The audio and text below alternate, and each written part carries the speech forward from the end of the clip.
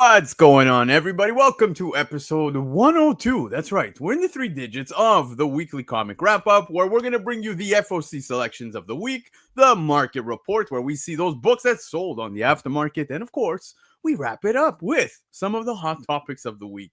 It's been a little bit spicy, nothing too crazy for this week, but surprises. Oh, I love surprises, and boy, oh boy, do we have some surprises for you guys tonight. Yes, a nice little treat, man. So hang tight. We will dive into all of that fun stuff in just a second. But before we do, got to give a shout out to Neon Ghosthouse. They are the ones for the intro song. So, guys, check them out. They're available all over Spotify, all over Apple Music, all of that fine platforms that are available to listen to your music. And of course, don't if you're in Canada, well, check out their Instagram, see where they're touring. You might be able to go see them live, pick up an album. Because, yes, people still listen to albums, guys, CDs, vinyls. They exist. They exist. But tomorrow night, guys, Comic Legion goes live. New Comic Book Day claim sale. That's right. So if you missed out on ordering these books that are dropping this week, as of Wednesday, of course, Comic Legion is going to be doing their live sale every Monday, actually, at 7 p.m. Eastern Time. But for the books of this week, go check out Comic Legion over on YouTube. I think they're very close to hitting 200 subscribers, man. I'm actually going to check that on my phone because, dudes, they deserve it. They deserve it. The show is actually hosted by Lefteros. So you got Lefteros there. You got Chiapet as well. Go show them some love because they're doing great things. Tons of deals, of course. That's right. They're 4 subscribers away from 200 subscribers. You know what?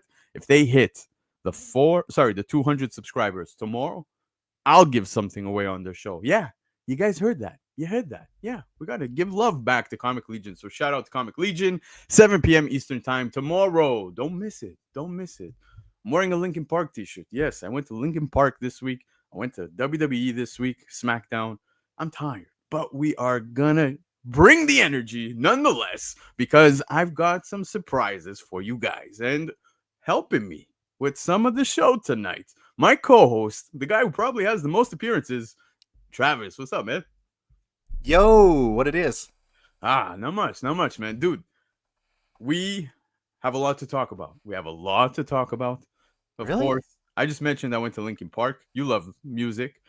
I know you love wrestling. I went to wrestling as well. That was fun. Both were amazing. I got to take my kid to his first wrestling show. Happens to be John Cena's last, and he's been all about John Cena all week. All weekend. All weekend.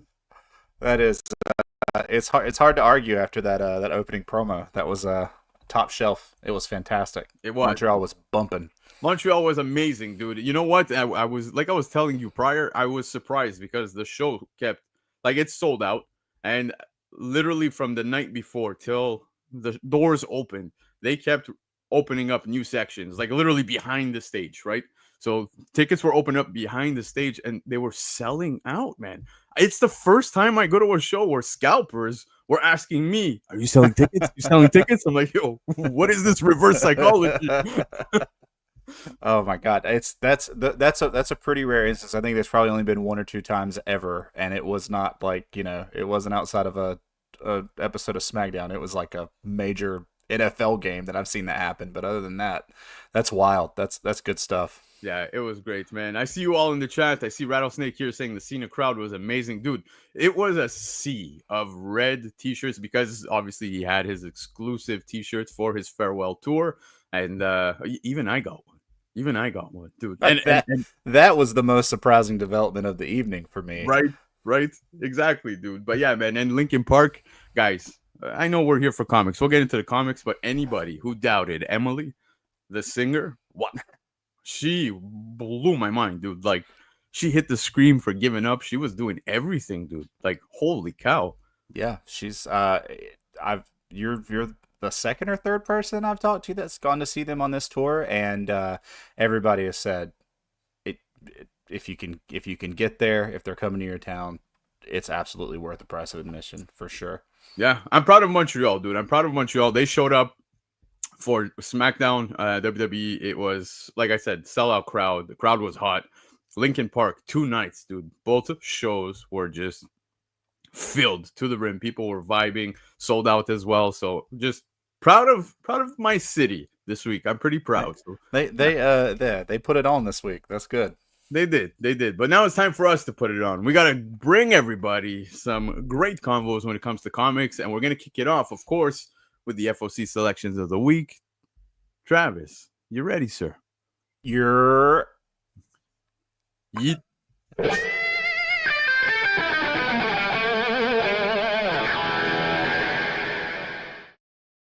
right, guys, it's time for the FOC selections of the week. That's right, by our brother Lefteros, the man who was not allowed to take vacation, because we want to know what books he's selecting every single week. So, if you want to order any of these books and you live in the United States, go check out comicnation.us. They give you 15% off of Covrprice every single week for the pre-orders, but get an additional 5% off by using discount code BLACKCROWN. And of course, if you're in Canada, Comic Legion, just spoke about them, but they've also got their website where you can go pre-order some of these books. So go visit comiclegion.ca. They give you 20% off of the books every week. But if it's your first order, use discount code ENLIST. It's going to get you an additional 5% off. Booyah.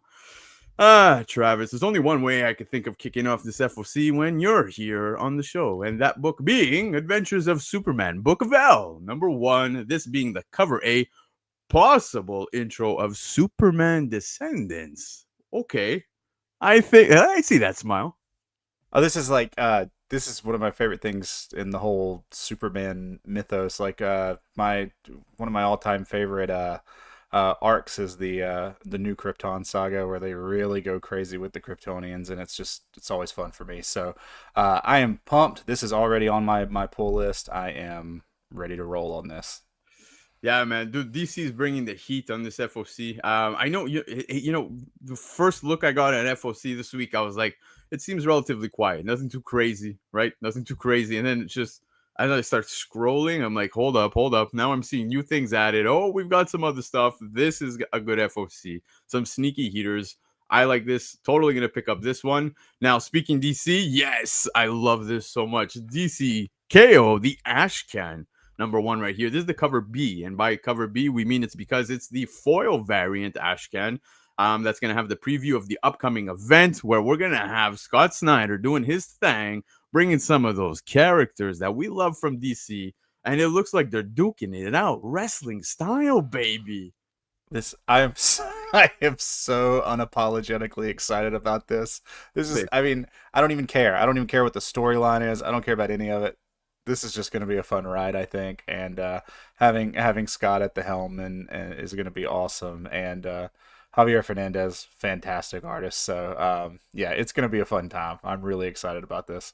Yeah, man. And just to show you guys, because the book is actually very, very cheap. It's just an ash can, right? So if you guys want, here, I'll just show you very quickly over on Comic Legion's website. You can see here with the pre-orders, just scrolling it down. We're going to go to DC. And, oh, yeah, we got some other books that we'll cover. Don't worry.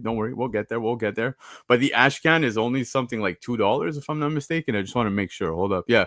So you got $2.24 for Canadian for the regular ash can, but then the foil obviously goes for a little more of a premium. So that's cool. Yeah, it's awesome. Comic Legion, shout out. Yeah, I think I'm gonna pick up at least one of each for sure. You should. Yeah, you should. But all right, DC KO. I'm excited. You're excited. Wrestling geeks, we are what we are. I'm sorry. But anyways, Edge of Venomverse #1. Here's the main cover. First appearance of Puppy Venom. Yes. Exorcist Venom, and many more, dude. It's funny because everybody talks about the Spider-Verse and how many versions of Spider-Man characters there are that exist. Venomverse is doing the exact same thing. We're getting so many amazing characters that are making the way. This Exorcist Venom sounds pretty damn creepy, though. I'm not gonna lie. No joke. I was so excited. I was like, "Oh, Puppy Venom! This is gonna be awesome!" And then I started seeing the Exorcist Venom stuff, and I was like, "Oh, I'm less excited." No, I mean, like, I'm excited, but I'm a little more nervous than I was when I was reading Puppy Venom. Yeah, it's a little bit of a twist here, but Exorcist Venom, first appearance here. We'll see what other kind of characters we're gonna get, but it's always a good time reading some of these Spider-Verse, Venom-verse. So this Right. is an automatic pickup for me. I know Jeb, who was on last week, is totally picking this up For without sure. a doubt. Yeah, how many? That's a whole other problem. Whole other problem for that dude. But anyways, Edge of Spider-Verse #1 is on FOC this week. Up next, guys, Battle World #1. We spoke about Battle World issue 3, how we're gonna have that blue and red Venom now. Since they're celebrating the ASM 252 stuff. Here we're getting the introduction of new versions of heroes across the multiverse. And yeah, so I'm curious to see how these characters are gonna be, how they're gonna act, who are we gonna see the same people playing these characters? That's always fun to see. I like when they change it up personally. So Yeah, absolutely. I'm excited about this. And I'm kind of with you. Like, um, I do like when they do different people. If you're gonna do the same person, let's get something like a very different version of that same person. But I think this is gonna be a lot of fun. I love getting a different take on whether it's a classic character or if it's a kind of a new spin on the same character. yeah, dude. Same. And of course, like I said, we're looking at also that issue 3 seems to be the one that everybody wants to pick up. But this is obviously the jumping on point. So you might want to pick this up if you're going to be reading some Battle World. And of course, we're getting some new versions of heroes from across the multiverse. So that's always fun. But up next, yeah, the Undead Iron Fist #1, main cover, introduction of Danny Rand as the Undead Iron Fist. And you know what, dude? I saw some previews. This looks pretty badass, man. I'm not gonna lie. I didn't even know about this until you sent this to me today, and I started looking at it. And I was like, "Oh my god, I might actually get this! It Yeah, looks dude. really cool." I don't know, man. Just the whole idea behind it seems really awesome, and I love this cover. Also, it's a fantastic cover. Yeah, this cover is great. There's some other great covers as well for this Hmm. one. But yeah, I'm totally picking this up. That dude, I, I know Danny Rand. People think of TV shows and stuff like that we like to forget when it comes to Iron Fist. But this, like I said, the artwork of this book on the interiors looks absolutely sick. Yeah, I'm excited to read this, man. So this is yeah. a pickup from myself, 100%. I was today years old when I knew about this, and I'm very excited about hearing about it. There you go. There you go. But all right, up next, this one's pretty interesting. Everything Dead and Dying, issue #1. This is a new series about a sole survivor of the zombie apocalypse in a rural farming community, which is kind of strange. Look, if you guys are fans of the zombie stuff, I would imagine you're gonna pick this up.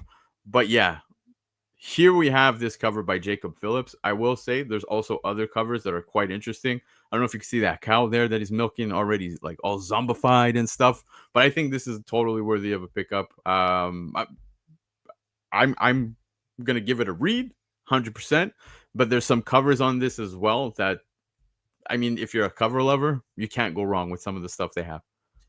I am a cover lover. Are you a cover lover? I am a cover lover. We should love each other's covers.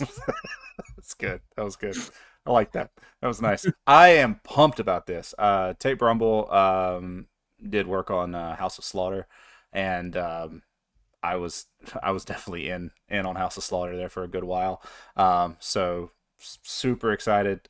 Love this cover. Love how creepy it is. Kind of, I think Baker just said it. Kind of a different take on this. This is really neat. And and yeah, I'm super excited about this. This is neat. Yeah, so here's the cover that I was thinking about, man, that I thought just looks absolutely wild. It's relatively creepy, I guess we could say, but it looks like he's feeding the zombie. Uh As you huh. can see here, look at that, look at that. Do you think he's doing the airplane noises? Yeah, he's totally doing that. I don't know, man. He's got a smile going. He's got a smile going. But yeah, man. So it looks pretty cool. Like I said, there's a few nice covers when it comes to this book. So for myself, I'm rather interested. So I'm gonna pick this up, give it a read, and see how we do. But up next, guys, Toxic Crusaders #1. This is a cover D. We're gonna have a first appearance of Fun Girl. It's a polybagged version with exclusive trading card by Matt Bors. So that's pretty interesting, man. I'm noticing this trend of the the polybags, the trading cards, right? We've got Exquisite Corpses doing this. We did this in the 90s with several books, right? Yeah, exactly. I always think of the Tops books, and what was it? Didn't X Force One come in a polybag with a trading card? Yes, sir. Pretty sure it did. Yeah, yeah. So yeah. This is we're time is a circle. We're going right back to the '90s here. So, and it's Toxic Crusade. Yeah, but I love the idea, man, especially with Exquisite Corpses, just giving you a different idea, right? Exquisite Corpses is doing a great job by doing that, simply because I like the fact that the card game is going to be playable, right? So that's a Yeah. neat little touch to the polybagged versions. So I imagine, many people who want to complete their sets are going to be picking up the polybags, and who knows? I don't know if issue twos and etc. are going to have polybags as well. We'll see when it comes to Toxic Crusaders, but pretty cool right here. I like this one, so yeah, I think this is a pickup for me. Now, up next, guys, the Ghost Machine stuff. Hyde Street, dude, I'm catching up on my Hyde Street, and it's so good, so good. But here we've got Rockefellers, issue number 8. This is the cover A, origin of the Rockefellers, why they escaped to the 21st century. So it seems like a very important issue, guys. If you're caught up, if you're reading Rockefellers and you want to know more about what's going on, why they escaped to the 21st century, this is a very important issue. I think this one, simply for the sake of read, yes, we're getting the origin story, so yeah, totally worthy of a pickup in my opinion. Yeah. I mean, if you're in on the Ghost Machine stuff, you're probably in on Rockefellers. If you're not, you probably should be. Yeah, no, this is a grab for sure, especially when you're getting the origin story. Grab it at least for that. So, absolutely. Now, moving on from Rockefellers, we're gonna bring some absolute stuff, and who better to do that with than you, sir? Why do I say that? Well, there is a podcast. Summer travel has severely hampered our release schedule here. But yes, no, we do have a podcast based around the Absolute Universe. So yeah, me and my buddy Rebel Recess, yeah, we're actually we've got slides built out for the big catch up show. So we're actually going to try and catch up every series, and then kind of get rolling again. Yeah, this has been a blast, and I love this variant. This is so good. Absolutely, man. These glow in the dark foils, I mean, when they're done right, they're just awesome to have, awesome to look at within your collection. And I think Subic did a great job with this cover, man. I really, really, really like this. Yeah, for sure. Subic's art always pops to me, and I know the glow in the dark things are starting to catch on a little bit more. It seems like we're getting one every couple months, kind of a semi big glow in the dark variant. So yeah, the Green Lantern one, Chia just mentioned that one. Yeah, they're really they're doing these glow in the dark things, and they're really cool. But yeah, I'm a big fan of this. This is really cool. I like the little 12 worked in right there at the bottom. It's cool. Absolutely. I think it's a stunning cover. So, guys, Absolute Batman issue 12 is on FOC. And speaking Absolute Universe, we've got Absolute Superman issue 11. This being the cover A, Absolute Brainiac cover depiction by Rafa Sandoval. And, dude, this is a very, very amazing cover, in my opinion. Look at it. Look what he's doing. Look what he's doing, dude. The this detail. Is yeah, it's so good. Rafa Sandoval is like... Jason Aaron's writing an amazing story, but Rafa Sandoval is just absolutely killing the art on this series, and the covers of this series have been just unreal. Like there's been a couple that are like, oh, okay, hey, that's just a regular cover, no big deal. There's nothing crazy. There's been a lot more that were like, oh my gosh, this is a striking cover, and this is like the second Brainiac cover that has really popped. They look so good. But this Brainiac is nutso. If you're not reading, you should read this. It's wild. So. Yeah, dude, it's crazy, absolutely insane. And as you can see, the cover gives us exactly an idea of just how insane. Because Absolute Superman issue 11 is on FOC this week. Don't sleep on that one. Up next, though, we've got Captain America issue 3. This is the main cover, origin of Doctor Doom's rise in power in Latveria, which is something I definitely want to know about. So yeah, this is a total pickup. Captain America has been great for the first 2 issues, so I'm excited to read issue 3. We got a new Captain America as well, so that's pretty interesting. Yeah, Chip Zdarsky, excited about that.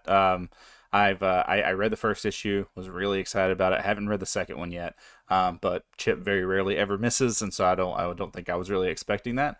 Love this cover, and yeah, I mean, if we're talking about an origin for Doctor Doom, or at least a new wrinkle to the origin, I mean, how can you pass it up just for the fun? Exactly. So this is totally worthy of a pickup. I agree with you. Zdarsky is just amazing. Does a great work when it comes to storytelling, but he's also doing covers. Look at that. You've got this wicked cover for Captain America issue 3, as well as a variant by Zdarsky. So pretty cool, man. When you can get a writer who's also an artist, if you can pick this up, get it signed, get that JSA CGC label, whatever it is that you guys are into. I think it's pretty neat, man. So yeah, I dig this. Yeah, this is one of my favorite covers this week, hands down. Yep. It's up there. It's up there. But hold on. There's a lot more, Travis. I said one of. I left it open ended. That's fair. That's fair. So let's move on from this one, because speaking Doom, guys, we got One World Under Doom issue 7. This being the main cover. It's giving us the introduction of Reed Richards as Scientist Supreme. One thing that just blows my mind, and I actually find it pretty boggling, dude, is how One World Under Doom, we have literally not heard many people talking about it. There's a lot of big things happening in this. This is a good read. Okay, so you like this? Do you like this? I'm really liking it. Dude. Yeah, it's great. It's great, and you're right. Nobody talks about it. It is so forgotten about. You don't see. I mean, people are selling it, but there's nobody's freaking out about it. Like, it's great. I'm really liking it. Yeah, dude, especially figuring that, within the MCU, where we stand at the moment, the hype behind Doomsday and everything that's coming, Secret Wars, you would think Doom titles would be getting a little more talked about. But no, this is on the back burner, it seems, for most people. And I encourage everybody to read it. It's really good. I'm genuinely enjoying it. Not just that, though. You've also got some wicked covers. Look at this, man. The Bianchi cover. Love this. This is absolutely gorgeous. I know Lefteros might be slightly biased when it comes to putting this on his list tonight, but yes, with good reason. I give it to him because this is a stunning cover. Yeah, it's crazy. Do you know if they did a version of this one? It wouldn't surprise me. I don't know if there's a 1 in 100. I didn't check, but if there is, Jesus, it's gonna look good. Yeah, it's gonna look good. This is one of those covers where I was like, I don't typically buy those books, but I might if you catch me on the right day. Lefteros is saying no. Okay. All right. We'll see. Maybe we'll get the second print ratio version. There you go. Yeah. So that's never been done before. Right. But anyways, moving on from that, we also have the Natese variant, which is the Iron Man cover depiction from the Natese video game Mystic Mayhem. That's that video game that everybody has the capacity to play over on their cell phones, whether you have an iPhone, an Android, Samsung, all these, whatever it is. Yes, so far I've heard amazing things about the game. If you're into RPG stuff, definitely worthy of picking it up if you're a fan. But for myself, dude, the Marvel Rivals stuff hit out the gate, surprised everybody. The Natese stuff, so far we've had, I think, 2 drops. People are relatively quiet as well. I haven't seen much talk about these ones. So no, I'm not. This is actually the first little bit I've seen on this one thus far. So yep. But anyways, let's keep it rolling. We have a lot to talk about, guys. I'm excited. There's some good surprises coming your way very, very, very soon. Hang tight, because Ultimate Spider-Man Incursion right here, issue number 4. This is a Walsh cover, dude. Dude, I think Dennis Camp doing great things, amazing things. This cover, oh my god, an absolute banger. One of my favorite covers as well for this. I freaked when I saw this. The first thing I thought of was like, man, this looks like Cloud Sword from Final Fantasy. That's fantastic. This is an amazing cover. I love it. Yeah, it's stunning. So I'm picking this up. I'm enjoying the read, and I'm totally going to pick it up because the cover as well is just stunning. So for Ultimate Spider-Man Incursion 4, my pick is this one at 100%. Now up next, your favorite stuff, my favorite stuff. I think it's everybody's favorite stuff. Batman Day, guys. Batman Day is a great day. And here we have Batman Day 2025. Absolute Batman number 1 is coming out on Batman Day 2025. So you've got to the left-hand side the regular cover A, and then you got yourself a nice little cover B as well in a foil variant. It's virgin. There's no trade on it. If you like foils, hey man, I think it checks all the boxes. This is an amazing homage. This is so good. It's the Batman 405 homage. Yep. And yeah, it has no business going this hard. It's so good. Yeah, this is just this Batman, and I know most people are probably reading this. This Bruce is built different. This has been such a good series, and it has ramped up so much. So yeah, this guy is he's an animal. I love it. So good. Yeah, the like you said, the homage is great. Everything about this is worthy of a pickup, in my opinion. So yeah, Batman Day. I think I'm going ham on some of these covers and totally gonna pick these up. And speaking other covers for Batman Day, guys, Batman Year 2 #1 has a unrevealed Batman foil variant cover, and it's by Todd McFarlane. So that's pretty cool. Everybody loves McFarlane. I am totally picking this up blindly. We have yet to see what it looks like, guys. Just here, take my money. That's how we do it. That's how we do it. Just do it.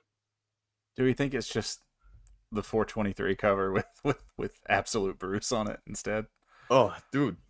If that would be the case, you think McFarlane would do that? I'm all for it. I'm all yeah, for I mean, it. it's. I'm just curious. It crossed my mind a little bit ago. I was like, man, it could absolutely be that, pun intended. But yeah, no, I'm excited about this. I'm gonna pick up a couple of these. I think just for the fun of it, just to have a few. Absolutely. We're going into this blind as a bat, guys. That's how we're doing it. But anyways, moving on from that, G.I. Joe, A Real American Hero, issue 320, gives us a 1 in 10 incentive. Francis Portela has been doing amazing incentives for G.I. Joe, A Real American Hero. And again, another home run, in my opinion. So this is a neat cover. Incentive selection by Lefteros. I put this in the cover selection category as well. Really like it. Yeah, this is great. I mean, it's amazing. What else can you say? Michael Baker in the chat already claimed it. There it is. He's got it. He's all over it. I don't have a shot, but yeah, go play it. The man also buys other things than Spawn. Yeah, surprising. Good for you, Michael Baker. He has space for other titles. Yep. But very nice cover. Now, moving on, guys, since we're in the incentive conversation at the moment, we have this 1 in 25 incentive for Red Hulk issue 8. Puppeteer Lee never ceases. Like, dude, always blows my mind. Absolutely blows my mind. The artwork is just stunning. I love the style of Puppeteer Lee, and this cover right here, gorgeous. Absolutely. Oh, this is great. This is great. I love this. Just what else can you say? Puppeteer Lee. Yeah, that's it. That's not much more to say. You just say that, and I'll pull my wallet out, and we'll be good to go. Sold. Exactly. Yeah, but on the road. Exactly. I like this one a lot. Puppeteer Lee killed it on the Red Hulk #8 1 in 25 incentive. Pokemon fans, guess what? Look at that. You want to throw it back? You want a little bit of an homage here? You've got this Tama #2, the 1 in 10 incentive. It's a Pokemon homage. Tony Fleek's doing amazing things as always, but dude, this is pure nostalgia feels. I don't even know what's happening within Tama. To be honest with you, I haven't read issue 1 yet, so I can't speak on the read yet. I'm behind on this one, but the homage covers are totally grabbing people's attention that were the gamers like you and I. I played a lot of Pokemon Yellow, Pokemon Red, Pokemon Blue, you name it. I like this. This is cool. And I like the little acid version mentioned at the bottom there. Yeah, that's a nice touch. I like it. This is a pure nostalgia thing. I'm all in on this. I don't even care what's happening in the book. I just want the cover. Yep. But pretty cool. It's an incentive selection. And speaking incentives, guys, Ultimate Wolverine #9. Ultimate Wolverine has been amazing, but Capuccio with this 1 in 25. Maria Wolf with this 1 in 25 incentive. Dear Lord, Maria Wolf is just incredible. I love Maria Wolf's work. This one's wild. This one, I had to stop and really. This one, the one you had to zoom in on and start looking at the detail and stuff. This just absolutely killer, literally. Yeah.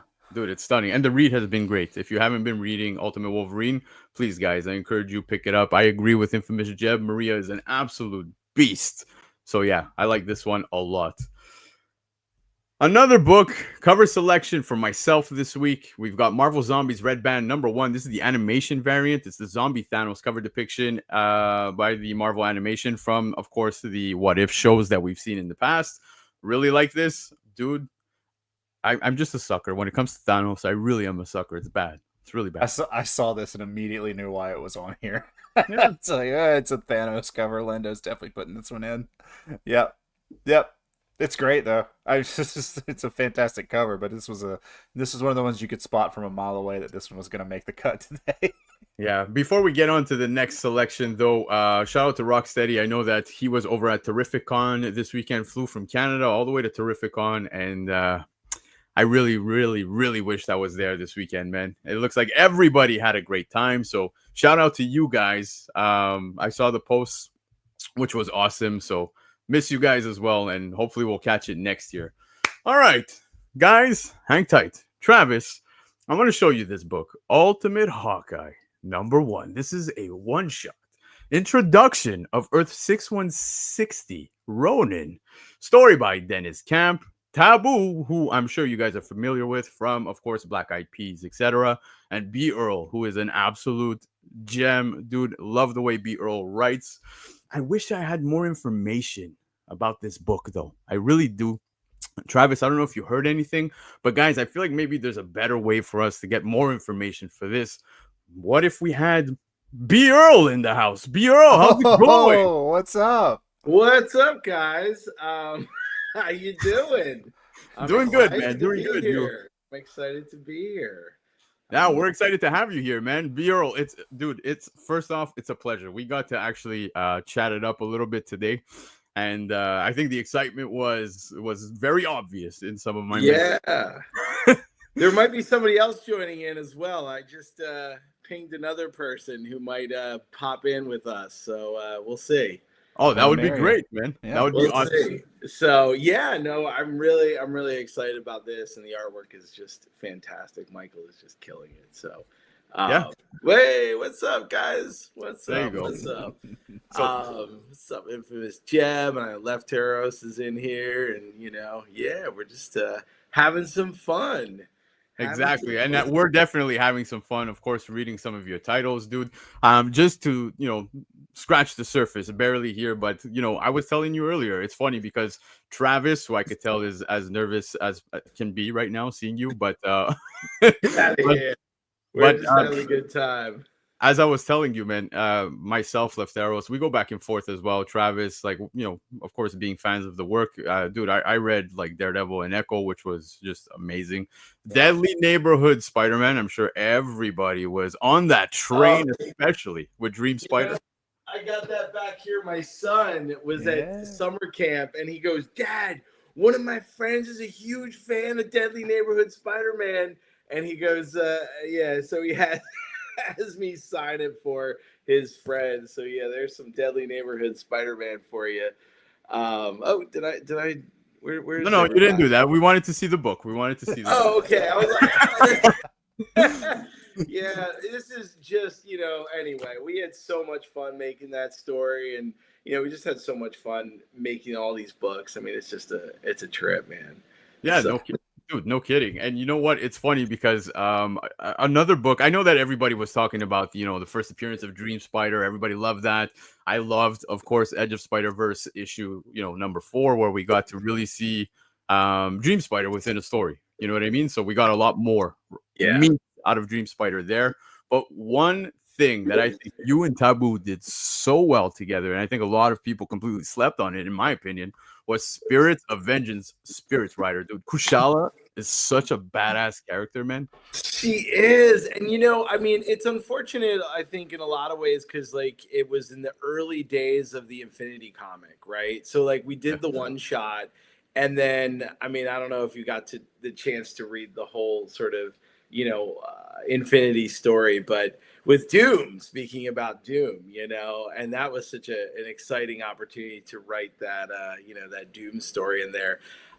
It was definitely an interesting experience because, time travel is one of those crazy things where it was a little ambitious. I think it was a bit ambitious for that format, but it was pretty cool.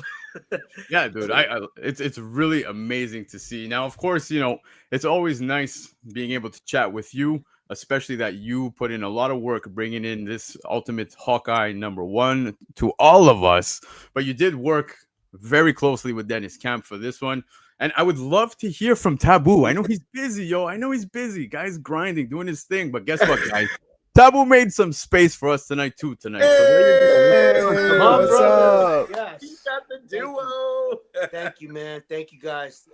B. Earl is such a superstar, and I can, you know, praise him, or as my kids say, glaze him, because this guy is a superstar, and it's an honor to be able to be part of Marvel for 5 to 6 years that we've been running, and being able to tell these amazing stories, but also being able to bring Indigenous representation to the masses. Whether working with the late great Jeffrey Varegi, rest in peace, Yep. who was part of our journey, and that was important for us to really dedicate this book to him and to his legacy and to what he has meant, not only as a great storyteller and for what he's done with his variants and the different art that he has that he's made, but also just as a native brother in the Marvel space and representing the Indigenous voices. It meant so much to me as an Indigenous voice myself, and Benny as an ally, and just always wanted to bring authentic, genuine representation to Marvel. Yeah, dude. And you know what, man? Especially like Kushala. Kushala was just so well executed. You felt that. You know what I mean? Just reading it, you could feel that, which was amazing. So props to you guys for that. But of course, Hawkeye, everybody's here. Let's talk about Everybody's here to hear about the introduction of Earth 6160's Ronin, who's looking badass as hell. Woo! This is one of those stories where you get a little bit of space and you want to tell as big a thing as you can, right? And you want to make it really splash, really pop. I don't want us to give too much away. Where is the love? The big question mark. Where's the love, Benny? Where's the love? I love that. But I think what's really exciting about this story, and with our introduction of the Ronin in this one, it's I don't want to give too. I don't know. You just gotta get it. You gotta read it, because it's gonna be a painful one. This is a painful story. It's filled with thrills, spills, and all the chills. But it is a dark story. I can say that. Tab and I, when we were ping-ponging on this one, we wanted to make it as weird and as dark as we could. And I think you guys will really appreciate that. So that's especially when they're talking about the dominatrix, bro. Like, Yeah. you know what I'm saying? Like how do we tell that story? Exterminatrix. Well, yo, I'm happy you brought that up, because we are gonna dive into some of the covers that are available as well on FOC this week. But B. Earl Taboo, I do have to ask, because this is a 40-page one shot from what I've gathered, right? And this is obviously, dude, 40 pages ain't a small book. You put in the work for this one. Well, to be honest, so it's 20 pages that we've got. Okay. And then there's what's called a framing story. So the way this came to us was, hey, we want to do a Hawkeye, Ultimate Hawkeye. And, it was like, all right, come up with a pitch. And, ping-ponging around, bounced it around, came up with that pitch. And then that went through some iterations. And then it went back to Dennis and Juan, where they took the story that we were building back and forth with, kind of them saying, yeah, that'll work for what we're doing. And then they went and they built the framing story to set up our story. So that is sort of the backstory to the story. Yeah, cool. But it's a, I gotta say, like Will said, this is a great one and done. But it sets up so much, and that's the beauty of it. It's a nice little hanger at the end. What's really dope too is that the last thing that people saw from us is Deadly Neighborhood Spider-Man, and that was kind of like, oh, what happened to B.R.O. and Taboo? Like, what's going on with these guys, right? Yeah. So to be able to come back with not only one but a couple other things that we got in the pipeline. It's just beautiful to be able to be back in the grace of the Marvel readers, the folks that make this happen. I got to send a shout out to CB Sobolski for his leadership and always advocating for us as a duo, making sure that we have, ultimate support. And, we ask for certain things, and we ask for it starts with one one vision, and then we were able to ping pong on different ideas and different iterations and see who the artist will be, how we can really have synergy amongst us as writers and creatives, but also with the storytelling on the art side and the ink, who's doing the coloring. So these things are very important to us because it's not just a story, it's a whole team. And so I always want to make sure that we also tell the story of those heroes too, the people that are involved behind the scenes, our editor, our chief editor, CB, and everybody that makes these books and these projects happen for us, not just us as the heads, but also like everybody that's involved, all the tentacles on this octopus. Yeah, I love hearing this side to it. You know what I mean? How you guys all come together. You have, you know, that great leadership and all of that. So it's great to hear that. Now, obviously, you know, like you said, the last thing really that people did hear about you guys as a tag team was really Deadly Neighborhood No, Spider. Daredevil and Echo. Yeah. Daredevil and Echo. That was My the last apologies. one that came out. But I'll say this: the big impact that Deadly Neighborhood Spider-Man had. The reason why I said that is because I just went through the fires. I'm in Pasadena and Altadena. Okay. So the last book that paid homage to Peter Parker coming to LA, let alone coming to Pasadena, my area, was Deadly Neighborhood Spider-Man. So I always felt like, you know, out of all the books, I connected with that one the most because, you know, I think that was the last run right before Jeffrey Veregi passed away. And we weren't able to work with him on Daredevil and Echo. So for me, Deadly Neighborhood Spider-Man was kind of like the thing that set the tone for like, yo, we're doing Spider-Man, bro. Like Daredevil's dope and Echo was dope, but to be able to bring Spider-Man to LA, it was like a dream come true for us as nerds, as geeks that love and appreciate storytelling. So I think that's why I said that, because the last time that we got to work with Jeffrey and had conversations was during that time period that we were working on Deadly Neighborhood Spider-Man. Remember that, Benny? Yeah, no, absolutely. And, you know, we always try to include him on everything. And, you know, he was going to do actually some interiors on the Shala book. And that was when he first got sick. So, you know, and to be honest, like it was really, he was the one who kicked off our journey with Marvel 1000. You know, at really in the Marvel universe was Jeffrey one page.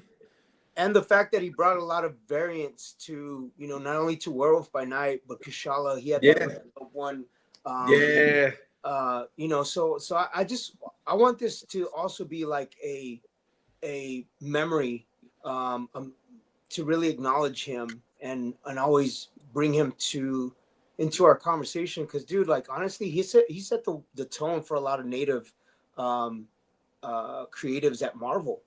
A lot of people didn't know that he was at Marvel for so long before we were even there, dude. So I always want to make sure I give him his flowers because he was a dear friend.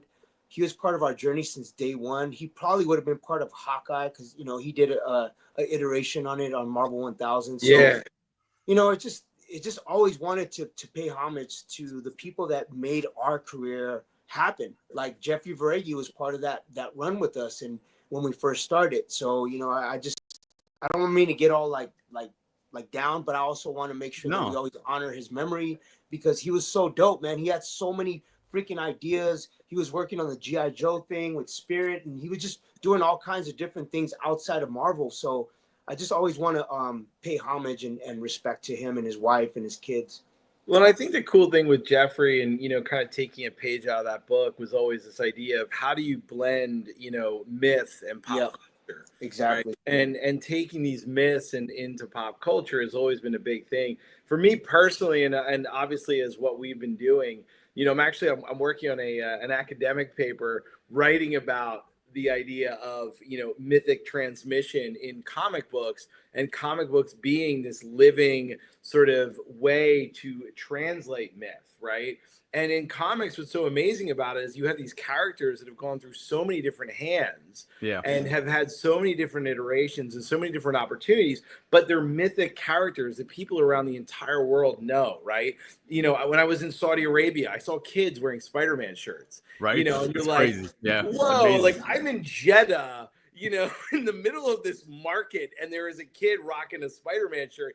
And that is a myth that has come about, you know, that is around the world. And I think, for us to be able to really take these, native myths and bring them in, looking at like how like Stan and Jack Kirby did that with the Norse mythology, right? Yep, And I exactly. think, what we really did in, and that's why, with Tab talking about Deadly Neighborhood Spider-Man, in Dream Spider, her original name was going to be Story Spider, but we ended up, Really? yeah. So that got changed because we couldn't use that. There was Nick was the one who actually helped us come up with Dream Spider, Nick Lowe. So props to Nick on coming up with that great name.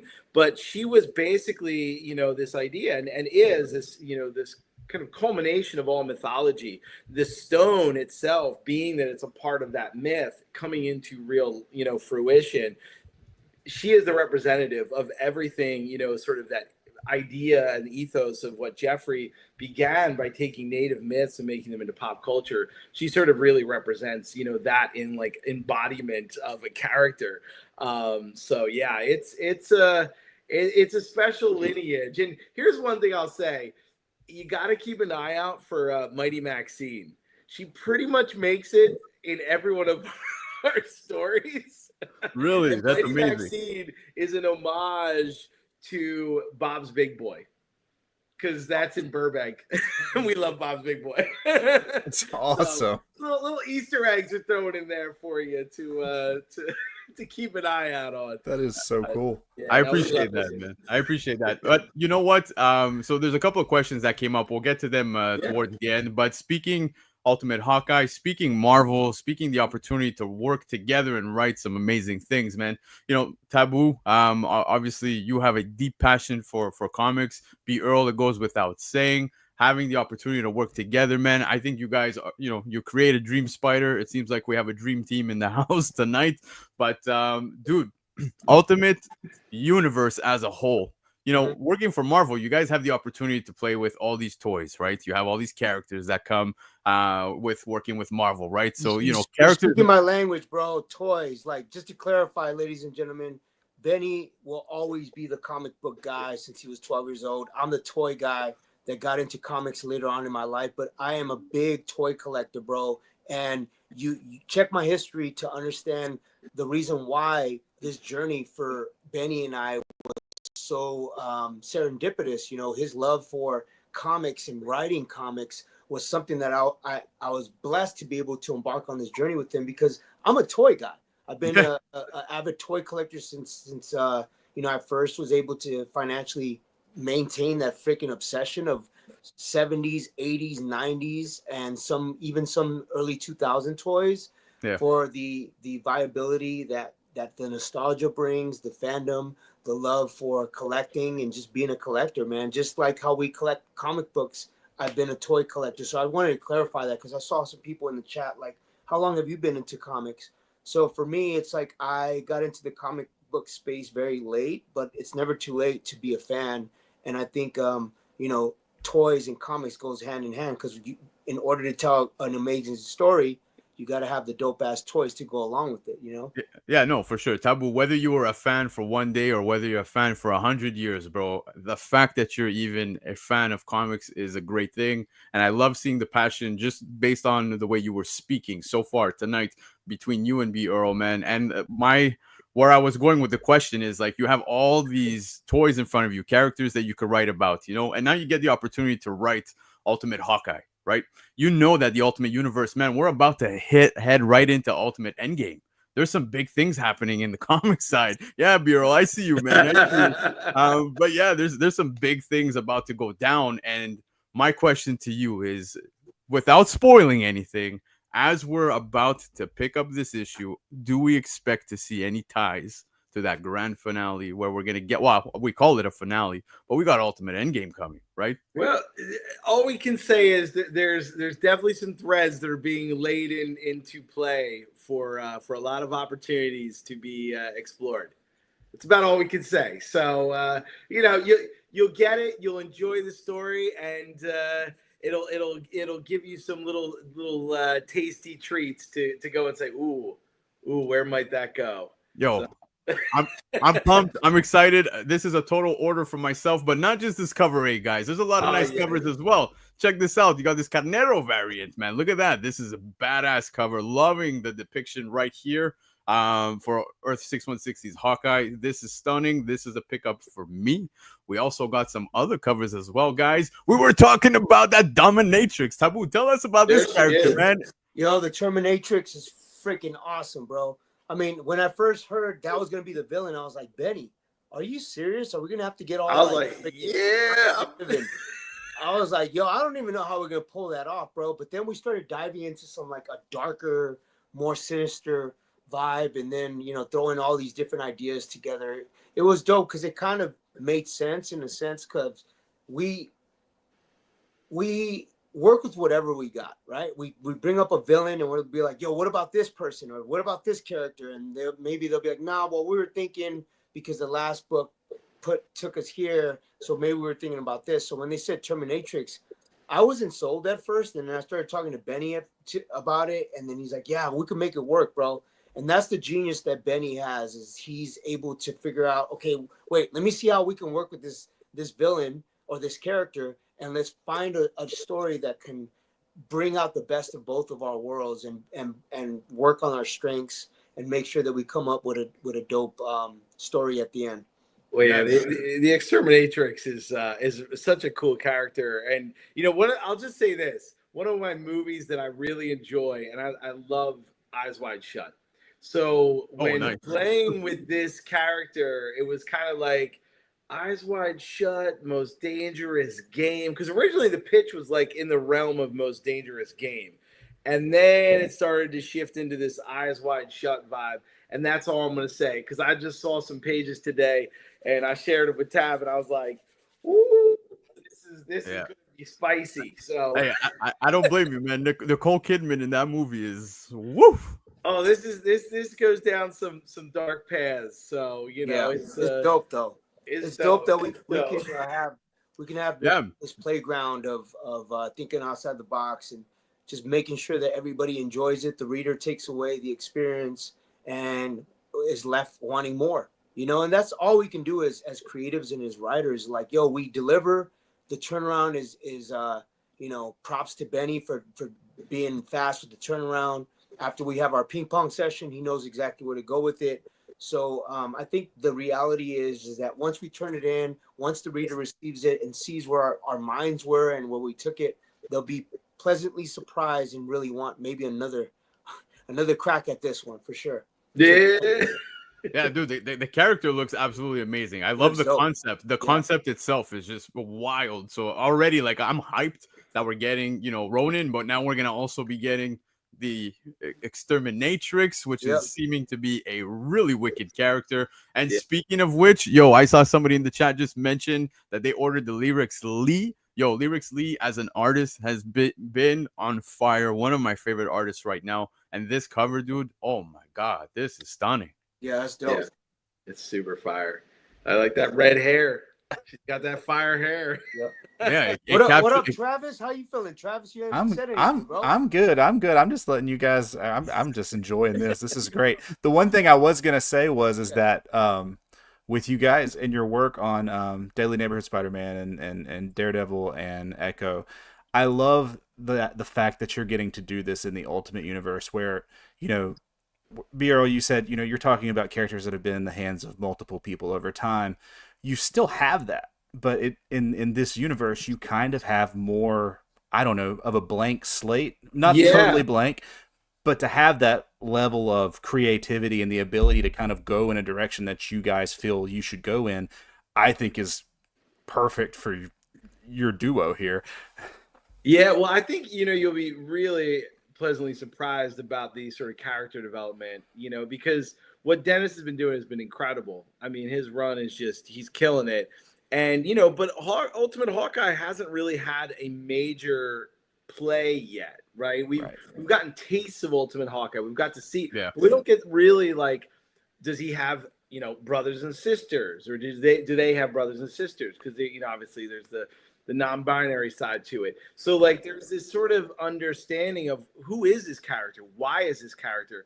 And I think what you'll really appreciate in this story is the ability to interpret it in ways that are up to you. I mean, I love symbolism. And, that is something I'm so passionate about, is using symbols and allegory in every way. And when you read this book, you're going to see that in every way. It's just filled with symbols. Some of you that know my own personal story, you'll see certain symbols from that side of it. There's a lot. So it is packed with symbolism and layers on layers. And that's what Tab and I always say. It's like this onion. You want to peel it back. You want to keep seeing what's underneath. So that's the goal, is like in 20 pages, it's like a poem, right? And when you can peel it back, you're going to get to see a lot of stuff that, is like you're saying, that blank slate. Like that's what's going to be really fun about it. So I think it just suits your creative team. Like I just think that it kind of suits where you guys have gone sort of in the past on some things, and it just makes this iteration of Hawkeye, this story, it just makes it so much more exciting, I think. Yeah, yes, dude. it does. I agree 100%, man. Dude, I'm excited. Like I said, there's a lot of we're getting some information. As you said, there's a lot of layers to be pulled back here, some symbolism. So yeah, man, I think we're gonna get a lot of your flavor. We're gonna feel that. You're gonna feel our flavor. We're gonna feel our flavor. Always, bro.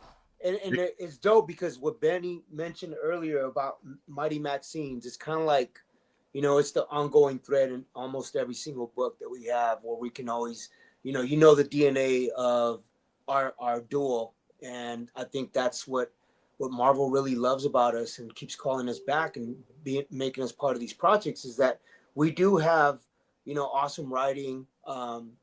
Again, superstar Benny B. Earl. But at the end of the day, we also have the respect and the cosign from indigenous communities because of my work as an indigenous voice, me as a native person who has actually done my due diligence and has gotten trust of a lot of these tribal communities, so that we can bring in relatives to be able to co-sign and say, look, is this right? Should we change this up? Are we misrepresenting, if we're talking about an Apache, if we're talking about a Navajo relative, if we're talking about different indigenous representation, it's got to be authentic. Shout out to Indigenous Enterprise, who we like to always include them. Those guys are relatives that we've included in several books now. And I think whenever you have the pulse of, if you're writing a native character like this guy, Hawkeye, then I think it's important for us to have that respect and that trust. So it's not like, hey, there's these dudes that are writing a quote unquote native story and they're not even connected to community, and they're just like being hired as hired guns, and then you step on landmines and you get backlash for that. So I just always want to make sure that we put that out there as well. And although this is not an indigenous story per se, there is that connection, with Hawkeye and this version. So I just wanted to put that out as for people that are taking this in and saying like, wow, they get to tell these indigenous stories, whether it's Jake Gomez, Werewolf by Night, or Kashala, or Delhi Neighborhood Spider-Man, and we have Dream Spider, which is Katani, Crystal Katani. These are the things that we want to also represent, besides this amazing journey that we've been on for many years now. Yeah, Taboo. I think it's beyond important to make sure that you do that. You know what I mean? You get those ties, you get that feel, the respect that you talk about, man. I could see it just via your social media. You know what I mean? And Thank you, brother. Thank yeah, you. man, I absolutely love seeing that. So yeah, good that for that, dude. Hats off to you at 100%. But it's a heavy lift, man. It's to get trust, to get the right sign off, and to really be respected in that space, especially because Marvel hires us to tell these stories, and a lot of these characters happen to be native, and they do happen to have an indigenous component to it, and that's what we built our DNA on, is like making sure that we tell these authentic stories and make sure that we have the right people in place to be able to co-sign and follow protocol, and make sure that we do it with respect, with empathy, with love, and gain as much trust as possible, because these are dope ass stories, dope ass characters that we just want to continue being able to write without stepping on toes, and making sure that we represent with the ultimate love and appreciation. Exactly, man. Deeds took the words right out of my mouth with heavy lift, but extremely worthy, man. Extremely worthy of doing that. So yeah, dude. Like I said, hats off to you. But we also have some other covers, yo. Check this More out. I don't know if covers. you They guys just saw keep this. coming. These covers keep coming, man. Fire. Yo, yeah, dude, I love this. This is the LCSD variant cover, and this is another neat cover, man. This is badass. I'm gonna pick this up for sure. Yeah, it's dope, dude. Really Yep. nice. So Yeah. good. And I'm curious. There it is, David Mack. David, Ooh, David Mack is the GOAT. Yep. David, we've worked with him. I think he's done a cover for every one of our books. Yeah, I have to say, I don't know. I don't think there's one he hasn't done. David's the homie. He's such a good guy. I And mean, he's the a- Kashala one was dope as fuck. Yeah. Was amazing. That was Dude, one of my It's a favorites. legend. You know what? It's funny because when I think Echo, I think David Mack, right? Yeah, true. Yep, And 100%. so when you see that connection right now with also Ultimate Hawkeye, right? It's just amazing. I mean, and we can't say anything, but but we got other little things dibbling and dabbling. Where's the love, ladies and gentlemen? Where's the love? Put it up. There it is. I love it. Well, I don't know if I cracked the code, but if I didn't, it's fine, man. Like I said, We David love Mack, working with David. He's Yeah. amazing. dude. Oh, I had the chance to meet him at Terrificon last year, man, and Oh, just that's having dope. conversation with him, man. You could see the love that he puts into his art as well. He takes the time, man. It's just amazing. Great conversation. Great guy. Love his work. Love his covers, especially the Echo one. And here he has another stunning cover for your book, Ultimate Hawkeye issue #1. And of course, guys, there's also this amazing cover where we got both characters on the cover because you got Hawkeye, you got Exterminatrix right here. Exterminatrix. And you've also got this done by Lee Garbett, which is just a stunning cover, but it's also available as a 1:100 ratio. So Mhm. obviously we didn't have the photo without the trade on it, but as you could imagine, it is That's a virgin cover. Yeah, Gorgeous. Absolutely perfect. Yeah. it is. amazing. Me and Tad were talking earlier. I was like, I think this is the most variants we've ever Yeah, got. it's true. It's true, man. It's a blessing, bro. You know, like to be able to have this one shot have multiple variants. Just because I know people like the fandom for that is beautiful, and it's to be able to be part of that fandom. It's important because I like collecting all the variants too, bro. They're dope. Absolutely. Same, man. Every week it runs my wallet dry, but it's worth every damn penny because the covers are so good.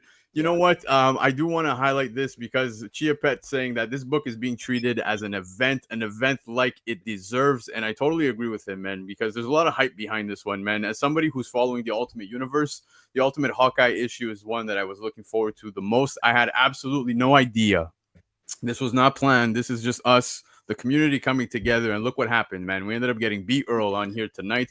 We got Taboo on here tonight. Now, just before we wrap up some of this stuff, I just want to remind everybody, if you want to order any of these books, go check out comicnation.us if you're in the States. You got comiclegion.ca if you're in Canada, both giving amazing discounts. And then you've got covrprice.com where you could read the full write-up from Lefteros for the FOC selections of the week. If it's your first time here tonight, hit the subscribe button. If you're enjoying yourself, see you next week, guys. And we hope to continue to talk comics, but there's a few other things I want to bring up, guys.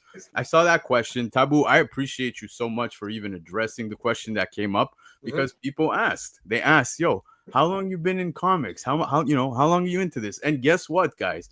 I got to tell you guys that Taboo, man, also has his own stuff going on when it comes to the comics world because he's got Taboo's Comics and Kicks, which I really encourage you guys to go check out. In fact, you want to hear some more of his story, just check this out, man. Kicks. Check this one here for me and my AKA Taboo's Comics and Kicks, because that's right. I'll be narrating and storytelling this whole amazing journey, letting you know how I got into comics, toys, action figures, and most of all, kicks. That's right, ladies and gentlemen, we're here to build a community. Community started at Comic-Con. My love for toys, my love for comic books, my love for anything that deals with heroes without capes. You ask me what a hero without a cape is, I'll tell you my grandmother, because she was the matriarch of my tribe. And she would be sitting in her chair and she would say, from Los Angeles, California, give it up for Jimmy Gomez. And that energy was the thing that inspired me to dance. That was a way to connect. And tell my story through movement. LJN wrestlers and GI Joes was the way that I was able to tell my stories in my backyard. So my love for sneakers started when I was a kid, because I'm a 90s kid. Jordan, bro. Like when I saw the slam dunk contest when it was him against Dominique Wilkins and he was wearing the threes and he did that dunk with his feet back like this. And I always remember how beautiful the silhouette was on the poster. And then I looked at the threes as like, that's the holy grail for me. When I first picked up the Red Wolf comic, there was something missing in the storytelling. Authentic, genuine representation from an indigenous lens or a native lens that allowed stories to be told with authenticity and not stereotypical. Man, I want to rewrite that one Facts day. upon facts, bro. That character and be able I wanna to touch on more that. modernized, authentic, genuine representation. So fortunately, we had this comic that Will.I.Am and my co-writer B. Earl had written called Masters of the Sun. I said, why don't we take this to Marvel Comics? He's like, Tab, Marvel Comics is not going to get behind this. I said, Will, I just beat cancer, bro. Anything is possible. And so he's like, I can't argue with that. Okay. So I set up the meeting. Sure enough, Marvel signed on to be a distributor. And the first thing that was launched from the Black Eyed Peas camp was Masters of the Sun. So we're sitting courtside with Stan Lee. They're announcing the Avengers is coming out. And they're like, ladies and gentlemen, Stan Lee's in the audience. And so they put the camera to him and Black Eyed Peas is chilling with him. So it says Black Eyed Peas and Stan Lee. And we're freaking out like, yo, we're with Stan Lee. And Stan Lee's like dapping us up. And he's like, who's playing? We're like, the Lakers are playing, Stan.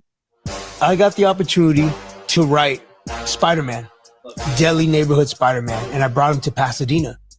Peter Parker lives in New York. Why? What is he doing in Pasadena? Well, guess what, ladies and gentlemen? I'm in Pasadena. That's where my stomping grounds is. That's where my kids are raised. That's where we were evacuated because of the fires. A lot of great things. That's what I was talking about, dude. Have been happening to me in Pasadena. So that's why I wanted to bring Peter Parker For all the to people that are Pasadena. tuned in, This that is book, comic. like that book for me is, you know, it's a capsule, and you know, as a resident of Pasadena and Altadena, it really messed me up, bro. It messed up the creative spark. I had to cancel my residency that I was doing in Vegas because I was evacuated and I was displaced. My wife and my kids and my 2 dogs. So everybody that's tuned in right now, you know, I was going through a crisis the beginning of this year, and I think, you know, being able to reconnect with B. Earl on this one shot was good medicine that I needed to be able to find healing, to find therapy in co-writing this book. And, you know, I think for me, I just wanted to touch on the idea of authentic, genuine representation when it came to the stereotype of native characters or native heroes at Marvel. We would see, you know, like freaking Red Wolf. And the reason why I mentioned Red Wolf is because that's that's what got us to be able to write for Marvel, bro. Let's keep it a buck. When I went to the showroom after I did the episode with Joe Quesada, I was like, yo, I want to do something with Red Wolf. And CB and Tom were like, okay, well, you know, we got this Marvel 1000 thing. And I said, I got a partner. His name is B. Earl, a co-writer. And so that's how it all came about. But we wanted to change Red Wolf. And luckily we were able to make him a little bit more non-freaking stereotypical for Werewolf by Night. Right, B. Earl? Yeah, no, absolutely. I mean, you know, and what we were able to bring with that and really working with Jeffrey was that ability to sort of give that voice to Jeffrey to just really just run with it, right? Like it was like, I don't know if you remember it, but it's literally like a poem. Yeah. So it was kind of this like poem. Yeah, beautiful, bro. Yeah. Right? Like in the mouth of the wolf. And then everything was Jeffrey just like really telling his story. And I think, you know, the thing I love about comics is like, it really goes all the way back to like hieroglyphs, right? And I mean, I am such a fan of like Scott McCloud and you know, his book Understanding Comics and how he breaks it down for comics as a serious art form and a serious visual language. And I think, you know, that was the key in looking at like Jeffrey. And when we work with artists, like for instance, Juan Ferreira, I mean, Juan is just like, it was jazz working with Juan on Deadly Neighborhood Spider-Man, right? Like he would come back with art that was like sort of to the panel, but like in his own way. And I remember having to go back and be like, okay, the lines aren't lining up. we gotta change some things around because there was like supposed to be 3 panels, but he made it 5. Or but that's the beauty of comics, is because it is a visual storytelling, but it uses symbols and it uses language in ways that can get across so much more than just, and I think, that really was when we worked with Jeffrey on that first page, in the Marvel 1000, it really, for me as a writer, it hit home. I mean, that, because look, my whole career has been about, just telling stories, just as Tab too, and it's like, we need to tell these stories visually, right? And it's just, anyway, I could go on and on. I know, like we fine, man. Keep going for hours, man. I mean, just. But you know what, man? You know what? Pulling back the layers is something that you guys mentioned when we're talking about some of the books, some of the characters and stuff like that. But seeing this, you guys are pulling back some layers as well here for yourselves and in your story, your journey to getting to where you're at right now.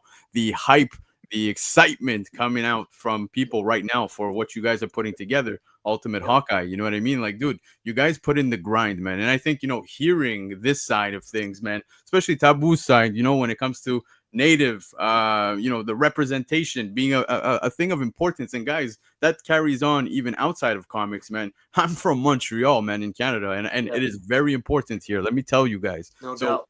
Hearing this, I get goosebumps, man. Like, literally, man, I got goosebumps just talking about this. So one of my since you said Montreal, for all my toy guys, one of my prized possessions that I got from the late great Hulk Hogan was an '89 black card from Montreal Survivor Series LJN wrestler that he actually gave me during the Toy Hunter, which was a program, a show that was on television.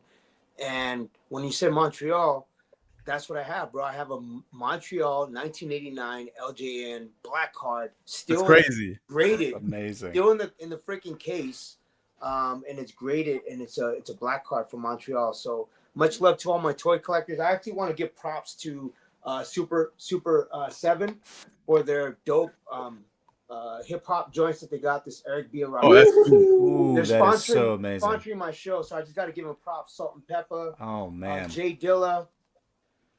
Yo, that's awesome. That's badass. Holy cow. So along with comic books, I gotta also pay respect and so much love to my toy collectors, because it goes hand in hand, bro. Like, if you're into comics, you're gonna collect some kind of toy, whether it's a superhero or a freaking Star Trek. I see Leonard Nimoy in the back of, Dr. Spock is in the back chilling. So whether it's Mego toys or freaking LJN wrestlers or or Sideshow, Sideshow collectibles. Those things, that's nice, dude. We got my movie here. I love it. Yo, yeah. Totally our Sideshow family. We love those. Totally accidental. Had no idea any of this was going on tonight, but I did just put up the Daredevil, mask back there today before it came on. It's crazy. I love it. There it is. I love it. It's in the shadows over there. Yeah. It, but I see it now. Yes, sir. But yo, Taboo, it's so funny how you say that.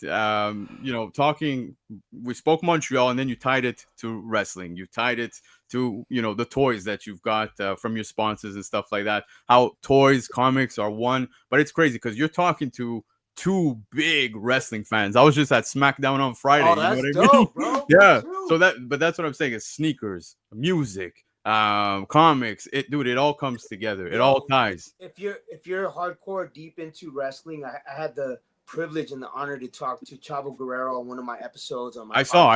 I watched it. We talked about Eddie Guerrero, we talked about Andre the Giant, we talked about Hogan, and just what the Guerreros, thank you for the love on my song East LA. I just saw a little clip on that. But diving into wrestling and how wrestling and action figures and storytelling, even in the wrestling game, whether we're talking about WWF or WWE or WCW, AWA, all the different regions and heroes that were wrestlers, or even Lucha Libre for all my Latinos that are tuned in, making sure that those stories are also told, because, dude, the action figure goes hand in hand with each wrestler. Yeah. Exactly, man. And I always say this all the time, man, where it always comes together type thing, where music, comics, wrestling, all of this, it all comes together, because back in the day, they said it, especially in the 80s, man, wrestling was comic book characters brought to life. That's really what it was. Facts upon facts, bro. True. They were heroes. They were freaking amazing characters that were, it was like kayfabe back in the days. You couldn't have Iron Sheik rocking with Hogan, you know what I'm saying? Even though they were cool with each other, it just wasn't, it was kayfabe. They had to be in different cars. So, I always looked at that as a way to inspire my performance. When I would see Hogan light up the crowd with just like, doing that, or Ultimate Warrior just shaking the ropes and just bringing that energy. It was just, I was a kid and I would be in my backyard creating stories with these wrestlers, these LJN wrestlers, dude, and just wanted to, create a story, not knowing that many years later I would be writing with Black Eyed Peas, creating our own stories, whether we're talking about Where's the Love or this East LA song. And then on that journey with the Peas, I was able to meet B. Earl, and now we're writing for Marvel. So it all comes full circle with storytelling. Yo, Taboo, I might be crazy, but I feel like because I remember you guys did a collaboration with Papa Roach, man. You guys put that song Anxiety out there. Yes. And yo, when that song dropped, that shit slapped for me. I was like, bro. yo, this is for me. And I think it was in the WWE game, if I'm not mistaken. It was. Yeah. I remember that. Yes, I remember that. Yeah, dude, we've been connected to WWE for a long time. I've had the honor of connecting with Rey Mysterio and Cena, and some of the guys behind the scenes like Neil, who does a lot of the PR stuff for WWE. But ultimately, I'm just a fan, dude, and that's why I wanted to do Taboo's Comics and Kicks, so we can have the love for comic books, the love for toys and action figures. And of course, sneaker culture, but it all encompasses the idea of storytelling, and that's what wrestling is to me. It's great storytelling and great collectibles to go along with it. Yeah, and to that point, I think I was talking to Lefteros earlier today, and that was when he told me, he was like, "Yo, you want to get on the thing tonight? You want to get on the pod tonight?" And that's when I told Tab, I was like, "Yo, you want to jump in this thing?" But we were talking about it, and one of the things I think that really hits is that we're fans first. As much as we're creators, as much as we're storytellers, writers, whatever we're bringing to the party, we're fans. Yeah. Right. Absolutely. Like whenever I'm like putting pen to paper, or throwing something at Tab, it's like coming from like, what do we want to watch? Mm-hmm. What do we want to read? Like, what is this stuff like as a horror? We both love horror movies, right? When Dream Spider started to like become the seed that started to take shape, it was like, yo, we want to make our own Freddy Krueger. Yeah. Well, it's dope that we can put those references in it, whether it's they with Roddy Piper, like little. Oh yeah, they live. They live. Like I want to hear the chew bubble with Jake Gomez. like we use a lot of wrestling references, whether it's the Shawn Michaels thing that we were talking about the other day, the Heartbreak Kid situation, which we'll get into later on. Oh yeah, that's in this. There's a line. There's a reference. There's a reference there. There's some lines there sprinkled. You guys you'll catch them. You'll Can't catch wait. them.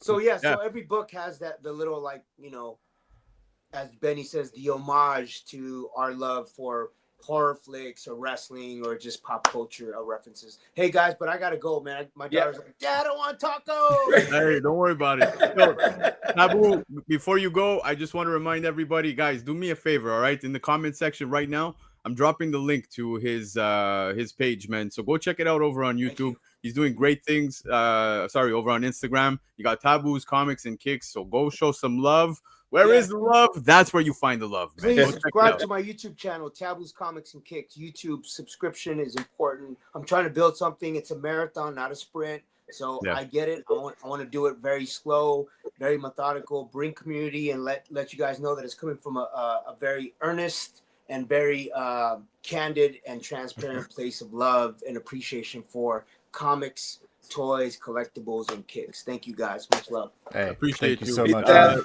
Peace. Taboo, I'll hit you up. I have something for you. Cool. Thank you, brother. Love you, B-Earl. Peace. All right. Bro. See you guys. See you, man. Thank you. All right. Well, I'll say I know you guys are closing up, but what a pleasure, right? Like, awesome. It was a blast. So awesome. I told Lefteros, I was like, don't tell the guys. I think Tab's gonna be able to jump into it. Dude, B-Earl, man, it's just the beginning of many talks. Let me tell you, I feel like I'm gonna be in your ear every now and then and be like, yo, B, that book was dope.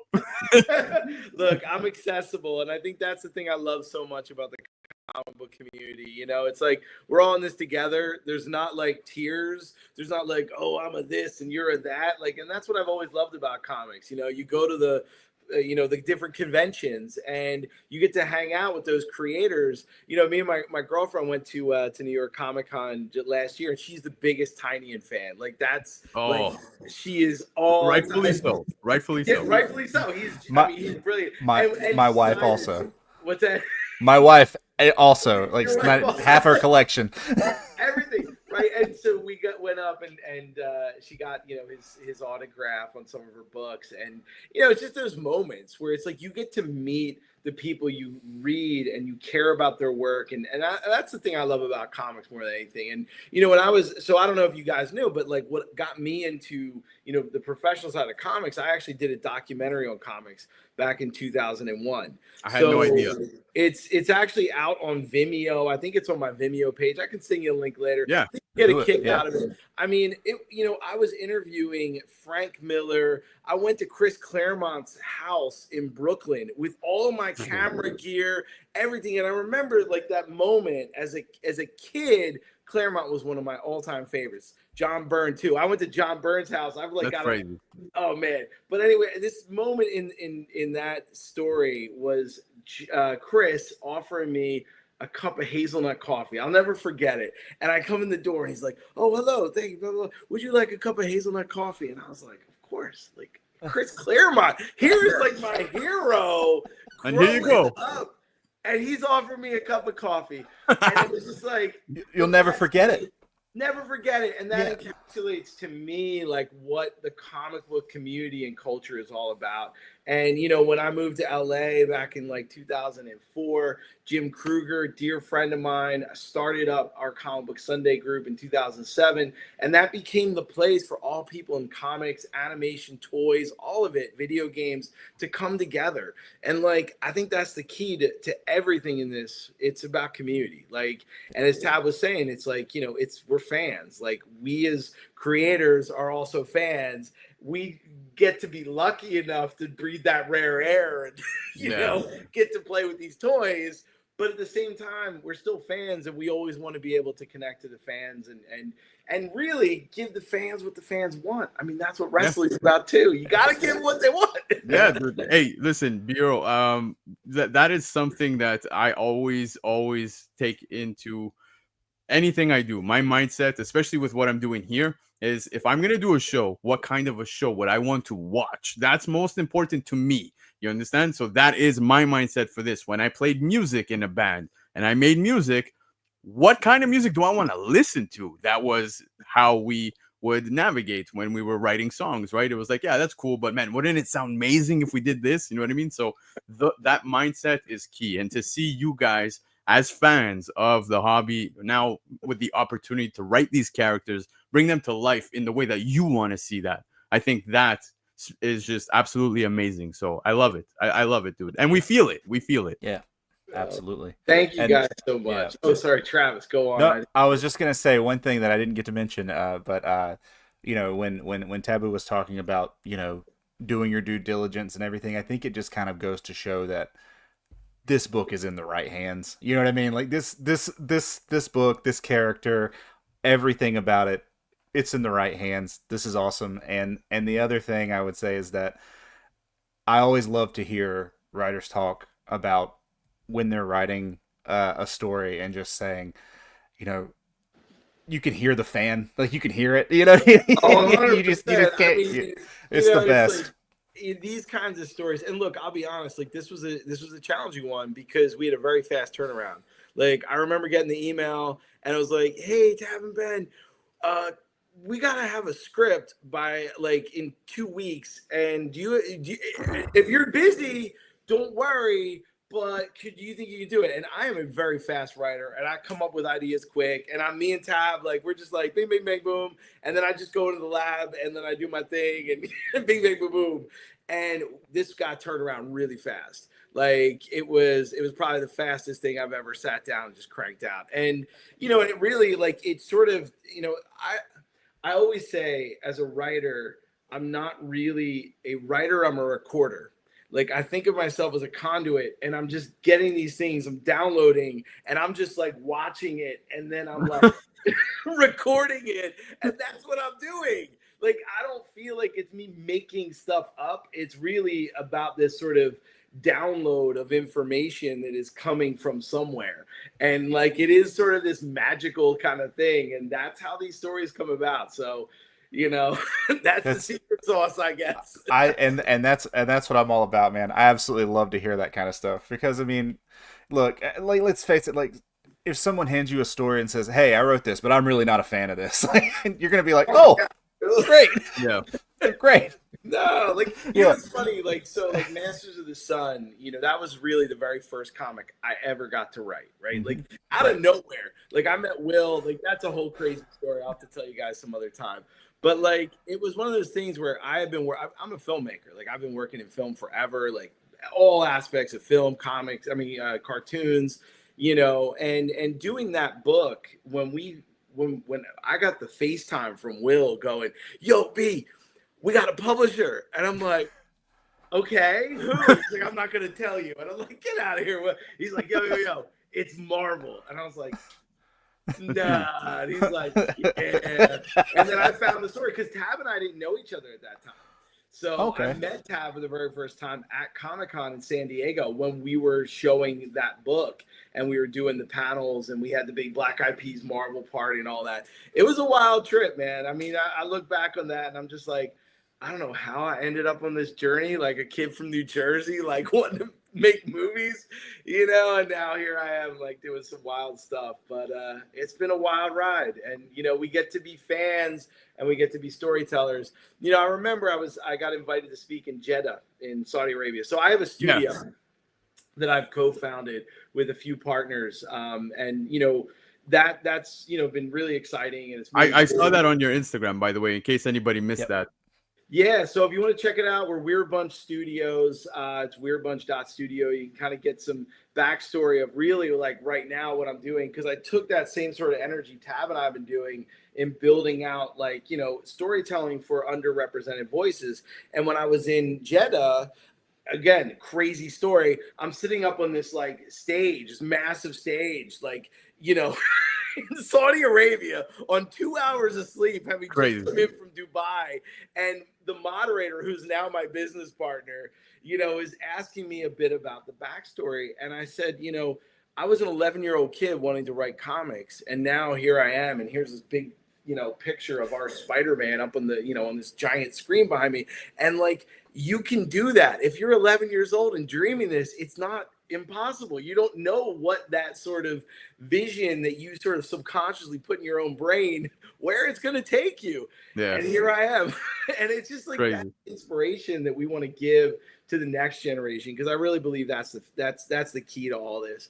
These stories we tell, like I was reading Chris Claremont's stories, like we all were. Right. And those things, it's like those are the people that put us on. So we got to remember that, my son who's 14, and his friends, and that's why I was like, he was like, "Dad, can you sign a comic? Do you have any of like the Spider?" He's like the biggest fan until he never read Spider-Man. I was like, "Yo, give me his ad. I'll send him a comic." So I'm gonna mail it out next week. Sorry, bro, I haven't mailed it out yet. But but it's like that's the thing we gotta do for the fans. Like we gotta Absolutely. Dude, look, I'll be honest with you. I started this entire platform just to celebrate the hobby. I don't care for anything else. There's a lot of weird things that happen within the YouTube community and all that, the hobby as a whole. None of it actually even interests me one bit. In fact, I just, like I said, want to celebrate the hobby. I keep those things in mind at all times, man. I'm that guy, dude. I'm not asking for any praises or anything, but like, free comic book day. I saw a kid in the comic shop wanting to buy a book, and it looked like mom wasn't buying, but guess what, you like that's what you want, dude. I'll buy it for you. Go home and read it. I told her, make me a promise you're gonna go home and read it, then take care of it. That's all I want. And you know what I mean? I think it's important. It's important because we want to keep this hobby living, dude. We're fans, and seeing writers coming in as fans and putting that at the forefront, and you feel it as well when you're reading something, dude. I'm highly appreciative, very highly appreciative. So I appreciate hearing this. I appreciate your story because, yeah, man, like you said, just a boy from Jersey. And look at Right. that. Yeah, boy from Jersey, kid from Jersey. I'm back on the East Coast now. I'm on that New York time, but but no, it's really a beautiful thing, and we've been very blessed to have these opportunities. We got a couple more that are going to be, we'll be announcing soon. So I'm excited to be talking more about some other things we got coming with Marvel. But this Ultimate Hawkeye one, please, just enjoy this one. Dennis has been doing incredible work with the Ultimates, all the Ultimates. Will, our editor, Michelle. I mean, just huge thanks to them, and giving us this opportunity, and obviously always CB. He's been a champion to us, so we always give him props. Absolutely, man. So, Earl, before you take off, man, just want to remind everybody, guys, it's on FOC this week. So, Ultimate Hawkeye #1. Of course, you got Dennis Camp on this. You got Taboo, who was just joining us. Of course, I don't think he needed any introduction. You know him, Black Eyed Peas. Come on, guys. But you got, of course, B. Earl, who is an absolute gem, has put out some amazing things. And I look forward to picking this up. I guarantee you on the new comic book day that it does release, I will be hitting you up and be like, dude, this is what I thought. I can't wait to hear. Well, guys, thank you again so much for the time. Travis, great to meet you, Landon. Yeah, man. great to meet you, man. Such a pleasure. We'll talk more. I love having these kinds of combos, so just keep me posted. Absolutely, man. Have yourself a great night, and we'll right. see you very soon. Very Take soon. care. Peace. All right. See you, bud. Later. All right, dude. You and I have a lot more show to go. That's right. What? You guys thought the show was over? Nah. What We just got more. happened? Yeah. What just happened? What? Taboo was here. We had obviously B. Earl here. Great times. But of course, we've got to see what books we're selling on the aftermarket. So that being said, Travis, take yourself a little drink. I don't know if you got a tinkle. If you got to go. Don't worry. It's okay. We got the market report. You ready, sir? Hell yeah. Let's go. Vamos.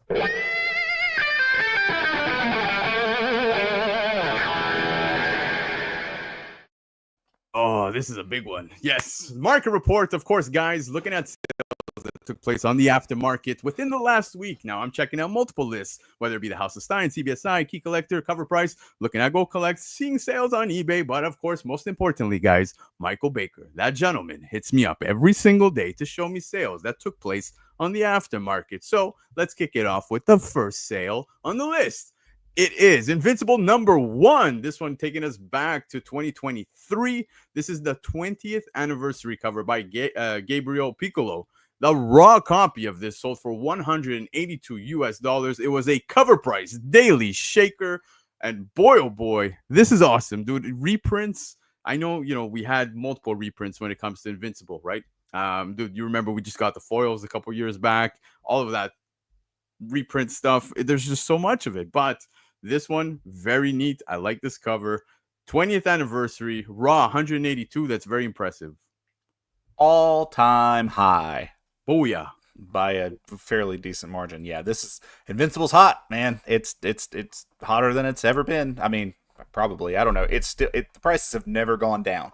So I got really into Invincible and started saying I'm gonna start buying some single issues, and immediately was like, that's bad for my health. I can't do that. I'm out. Yeah. I'm out. But no, all-time high, cool cover, Invincible. It just sells, man. It's great. It should sell. How about that? I love how I didn't even give you a chance to grasp what just happened, because you had no idea Taboo was hopping on. You had no idea about anything. So it's really fun to see you marathoning through this, just being here with me. So I appreciate you. But guys, Invincible #1, the 20th anniversary, covered by Gabriel Piccolo, raw, $182. All right, up next, check this. What they were talking Quesada, dude. Ultimate Spider-Man 160. Every time I see this book, swear to God, man, it hits me in the feels. This takes us back to 2011. It's the 1:100 ratio cover by Quesada, and it has, of course, the death of Spider-Man within it. CGC 98, $800 US. Covrprice daily shaker, highest sale recorded to date over on Covrprice, and this cover is absolutely stunning. Hits all the feels. You could look at this and just keep gazing and gazing, keep looking. It's just stunning. I love it. This is a sad cover, but it's good. It is. It's good. It's just sad. It's so good though. That's a lot of money. That's a lot of money. Right? But yeah. I think for me, what really hits is the fact that you have him right there with, Uncle Ben, and it says, "You did good, kid." Like, dude, it hits the feels, man. Quesada, when he put this together, he knew what he was coming for. He was coming for all our hearts, all of our hearts. If somebody had put that in front of me and it would just been just the picture and not the bubble, I'd have been like, "Oh, this is really nice." And then you put the conversation bubble, and I'm immediately going, "All right, that's bullshit. You can't do that. That's a low blow. I'm not going to recover from this. Don't put that. Just don't put the words there. I don't need it. It makes it worse or better. I don't know. Both." Yeah, it's amazing, man. I love this. Ultimate Spider-Man 160 from 2011, the 1/100 ratio by Quesada, CGC 98, $800, highest sale recorded to date. Now, sticking with some cover price daily shakers, guys. This is Ruxi Vampire issue number 2. Of course, Sveta Shubina has been on fire. Everybody loving that stuff. And this Kickstarter and Indiegogo book on the aftermarket in a raw near mint sold for $100. This was amazing. Wow, that's something. Shubina's on fire, just absolutely on fire right now. But yeah, $100 for a book that came out this year in raw. Woo, yeah, my God. But that's pretty great. I mean, it's an amazing cover. Yep, dude, these Kickstarters, keep an eye on them, especially when you see artists such as Shubina on there, man. You know that this is going to be a straight fire sale, man. Absolutely, people going bananas. And by fire sale, I don't mean people are offloading. I mean it's going to be absolutely fire, and people are going to want to pick this up, especially on the aftermarket. And you see, David knows. David Lepage. He knows. He's already in. He's got it. He's coming in the mail. Good man. Good man. David, if you don't mind me asking, because I didn't see the prices over on the Kickstarter, but let me know what this book was going for in the chat. Let us all know. $100. Yeah, I don't think it's $100. No way. No way. But yeah, man, love this book. Check this one up next. Oh, yeah. The Adventures of the Kool-Aid Man right here, guys. This takes us back to 1983. First appearance of the Kool-Aid Man, CGC 98, coming in at $450. Another top sale over on the Covrprice Daily Shakers list. It's crazy, man, because, you know, Kool-Aid Man getting the love that Kool-Aid Man's getting on the aftermarket. It's wild. It's wild. Look at that, $450. That's a lot of money for this book for me. I mean, like, I know it's not for some people. I understand that, and that's fine. That's how comics works. The one thing I will say is that I would love this just in a beat to hell condition. Don't even care. The fact that it's a Kool-Aid Man comic with the awesome Marvel Comics group black bar at the top. I don't know what it is. It slaps. I would love it in low grade just to have. This is amazing. But dude, he's not smashing through any type of wall. This is a spaceship. The guy's coming through that spaceship. He's in outer space. He doesn't care about anybody's oxygen at all. I mean, the kids, thank God they've got their little helmets on, but geez, man. Does Kool-Aid Man breathe? Do we know? I'm asking the hard-hitting questions now. Does Kool-Aid Man breathe? No idea. But David Lepage said it was $26 plus shipping for that Shubina cover, which is absolutely amazing. His was $34. So just to give you an idea, $100 right now on the aftermarket for this book that we were talking about just before. So yeah, you can see that people are paying more than double, triple for this book. So and it's in the mail. Yep, it's in the mail on his way to his house. Question is, hold or sell? I want to see. But, all right, moving on from this, guys. Check this out, man. Another Covrprice Daily Shaker. We got Superman Day 2025 All-Star Superman. Now, of course, this is dropping in 2025. This is the movie photo Warner Bros. Studio tour that was limited to 1938. Travis, I'm sure you could imagine why that's the limited amount, but raw VF, dude, $369. That is insane, dude. You're a huge Superman fan. Talk to me. This is the second time this one's popped this year. We wrote about this on the Shaker Report over at Covrprice. I wrote the article. I know you did. No, I love this. This is a book. This is one of those books. You know, you and I had a little brief discussion about Grails earlier today. This one kind of hits that low end of like, yo, I kind of need this book. I don't need it at $369, but I kind of need it. So, this is a great book. I would have died to be one of those people who did the studio tour on Superman Day and got one of these 1,938 copies. I would feel like the baddest of badasses for being that guy. But yeah, this is great. That is the background on my watch currently, as you can see, sort of right there. It's not his wife. It's not his kid. No, it's Superman and Crypto. Good job. Good job. That's the way it rolls here. They get my phone background. Superman and Crypto get the Apple Watch background. There you go. I totally respect that, man. So yeah, dude. Superman Day 2025, All-Star Superman in a raw VF, $369. Wow, that's huge. Absolutely huge.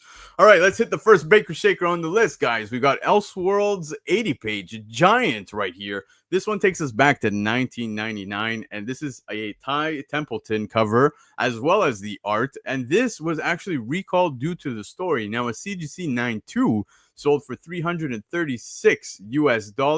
If you're wondering why this was recalled in the story, I am. Hey, dude, check this out. Yeah, the baby in the microwave, only to be done again once Flash movie dropped, right? They put babies in the microwave to save him, right? You remember when Flash did that?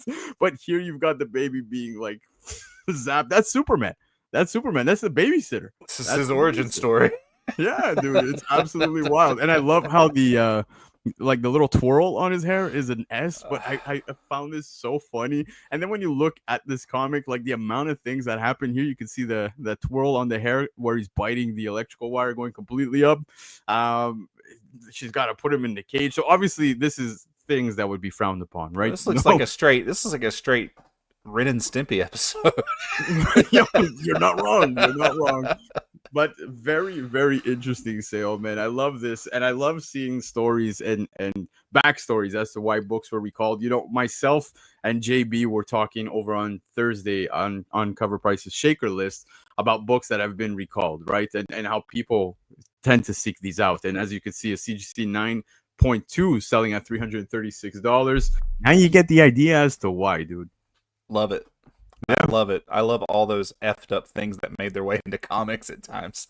Yeah, it's so fun to see, man. So again, Elseworlds 80-page giant CGC 9.2 $336. Up next, the next Baker Shaker, we've got Mortal Kombat Goro Prince of Pain #1. This one taking us back to 1994. It's a silver foil embossed covered, and it's a limited edition. There's only 12 9.8s on the census of this book, and a CGC 9.8 just sold for $200 US. Very interesting sale. I know there's a lot of hype, a lot of love. We just recently got the Mortal Kombat trailer. I'm excited for it. I think Mortal Kombat 2 is going to be way better than Mortal Kombat 1. That wasn't the case with the movie in the 90s, but I'm hoping that that's going to be the case now. It seems that way. I'm excited. You know I love my video game books. You know I love Mortal Kombat. I love this. This is an amazing book. Only 12 on the census, dude. How does Annihilation just catch a stray today? That's not even cool. You couldn't even dignify it by saying its name, Annihilation. No, it's garbage. No, this is. I'm not surprised to see this on the list. I actually saw this pop up this week. I am actually surprised that you don't have 11 of the 12 9/8s of this. Yeah. That's what I'm actually more surprised of. So, question, just curious, are you in on this at 200 for a 9/8? Yeah, I am, dude. I like this. I think I this is figured. yeah, but this is up my alley. This is a biased opinion. Obviously, I think maybe the average person might shy away, but then again, dude, you got 12 9/8s on the census. I think 200 ain't too shabby, dude. I think it's pretty low considering. Yeah, I do too. I don't think it's a crazy price. I mean, again, I don't collect a ton of video game books. I do love Mortal Kombat, but you know, I look at this and I think, you know, I just kind of think like, would Lando spend $200 on this? And I just keep telling myself, yeah, he probably would. You're not wrong. You're not wrong. And somebody else felt the same way because Mortal Kombat Goro Prince of Pain #1 in a CGC 9.8 to the silver foil embossed cover, which is a limited edition. Sold for $200 US. Now up next, Super Friends. Yeah, we're going old school with this one. We're going back to 1976, guys. This was based on the animated TV show. You get the first appearance of Wendy, Marvin, and Wonder Dog in this book. CGC 9.6 selling for $198. I think this is a good buy as well. I think this is cool to have, man, if you're a fan. I'm in on this at $300. I don't even care, man. I love this. This is fantastic. Really, at 300? Well, look, I mean, that's maybe a bit of an exaggeration because we know how long I will play the waiting game on a slab. But in fairness, Super Friends is like obviously it was before my time, but I spent a lot of my childhood watching Super Friends, and just absolutely adore the TV show. And this is an awesome book. It's one that I do not have currently and has been on the list for a while, but it's a great book. Yeah, David Lepage, I hope you're still here in the chat. I'm actually calling for you right now simply because I have something on this list that I think you might recognize. It's not right now, but we'll get to it in just a second. Because Super Friends #1, the CGC 96 selling at $198. A very, very neat sale. Daniel Latore saying he has it. I'm not surprised. I'm not surprised. He has an amazing, amazing collection. You got Constantino saying Super Friends 1 is awesome. A couple in PC just got #7 not long ago, so congratulations to you. Now up next, look at this wicked cover. Walt Disney's Comics and Stories, issue 69. 1946 is where we're going back to, and this being published by Dell. Donald Duck with a gun, guys. And I don't know if this is done on purpose, guys. There's only 69 total on the CGC census, so Issue please 60. No, volume 6, number 9. Nobody send another copy in, because I like seeing 69 again. Here we go. But raw fine copy, $325. Look at Donald. He ain't playing, bro. He'll shoot his own beak if he has to. Hey, it is a little known fact in Walt Disney lore that Donald Duck kept that thing on him. You know what I mean? Like he was ready. He was about that action, and just nobody talks about it. But here it is, right here. Right here. I love this, dude. It's so funny as a cover, dude. It's the most badass Donald Duck cover I've ever seen in my life. And don't get me wrong, the Uncle Scrooge ones that have been dropping lately, man, like Delotto's been doing some great covers, but this Donald Duck, dude, I wouldn't mess with this Donald Duck at all. Nope. Yeah, nope. Ozzy, I love this. Ozzy just picked it up and he said that his was a VF copy. So shout out to Ozzy. Yeah. Well, if you send it to CGC, dude, you're gonna break the streak of 69 on this one. So let us know if you do. Send it to PSA. Send it anywhere else. Keep the dream alive, Ozzy. Yep. But Walt Disney's Comics and Stories 69, raw fine copy, $325. There's a reason why I called for David Lepage. Check this out. I wouldn't know about this if it wasn't for him. Adventures into Mindless Self-Indulgence. That's right. We're going back to 2010. Real stories were written in this book by the band themselves. That's right. This is based on the band and the real stories that they've experienced. There's only 10 copies total on the census for this. Raw near mint sold for $240. The book is a complete ghost. Almost impossible to find, dude. I was reading Reddit posts. I was reading everything when it came to this book because I saw the sale and I was like, yo, this is a monstrous sale for this raw book that absolutely nobody had the opportunity to pick up. And luckily, David Lepage had one. So congratulations, David Lepage. Wow. This is wild, dude. Wow. I am blown away. That is fantastic. It's just shy of its all-time high, it looks like, but man, it's a ghost. You just don't see it. It's not readily available. It's got a few sales, but this is insane. I love it though. Yeah, dude, you almost see no sales that are recorded for this one, so it's very impressive to see. Adventures into Mindless Self-Indulgence, raw near mint, sold for $240, man. Big sale for this book. David Lepage is saying he held onto it for a number of years. He's a fan of the band as well. So yeah. Dude, I can imagine. I just recently picked up a few band books. The Doors. I picked up the latest Linkin Park, of course. So yeah, I mean, getting rid of those would be relatively hard for me. But I could imagine it did go to a good home at a good price. So congratulations to you. But all right, check this out, guys. I need to talk about this. This is Terraria #1, 2016 by DC, based on the video game. Now, look, I know I'm a gamer. I never played this game. No, this one completely over my head. There's only 2 recorded sales of this one ever on the Covrprice website. Covrprice Daily Shaker, highest sale recorded to date. Raw near mint, $600. This book was a complete ghost. Speaking Reddit posts, when I was doing research on the book, I was seeing that a lot of people didn't even get this book when they ordered it. It was hard to even get. And as you can see, with only 2 recorded sales, it looks like this book is a complete ghost, scarce as hell. Raw on your mint, $6, dude. Is that not crazy? It's insane. Was it a store release, or was it I mean, was it like a direct sale, or was it included in some kind of a promotional thing? It's weird.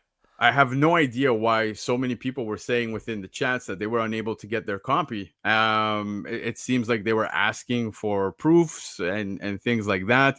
I have no idea what caused this to be so scarce, but it seems like those who did order their books, not many got them. And looking at the sale, like I said, there's only 2 recorded sales on the Covrprice website. Covrprice website has been around for quite some time now, and raw near mint $600. This being the highest sale. This is the second sale recorded on their website. Damn, that's all I got. Like that, I mean, I can't make heads or tails of it. I mean, obviously, I didn't do any research, but wow, that's a really big number for a raw book. Only 2 sales. Came out in 2016. I mean, we're almost a decade into this now. Yeah, it's just odd. The reason I asked if it was a direct sale, stock book. There's no barcode on the picture. I didn't know if but it made me wonder if it was maybe included in like a promo pack, because DC would do that every now and then with promos and stuff like that. But it is odd. Yeah. Kilted Corgi saying that daughter likes this game. Wish she liked the comic. There you go. Yeah. Yeah, right. Wish she got the comic, because you could have made some good point. But guys, if this is a comic you see out there, which, like I said, it's very hard to come across, but now keep an eye out, because this in a raw on your mint sold for $600. Cover price daily shaker. We ran right through because obviously, we were enjoying ourselves with the conversation with Taboo and B. Earl.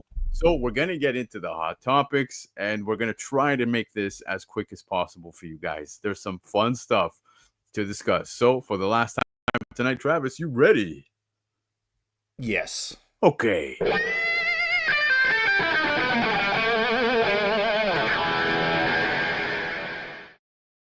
I'm schwitzing. You know what that means? It means I'm sweating, bro. I am sweating, but not just because it's hot. Not just because it's hot.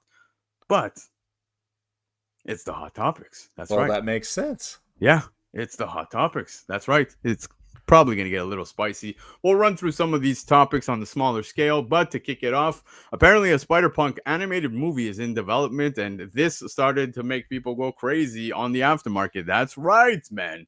We are seeing some love for Spider-Punk. Yeah, man. And I'm excited about that. So with Sony doing an animated, apparently that being the case, the aftermarket did get a lot of love. I think this one came in at number 2, if I'm not mistaken, over on CBSI's list this week.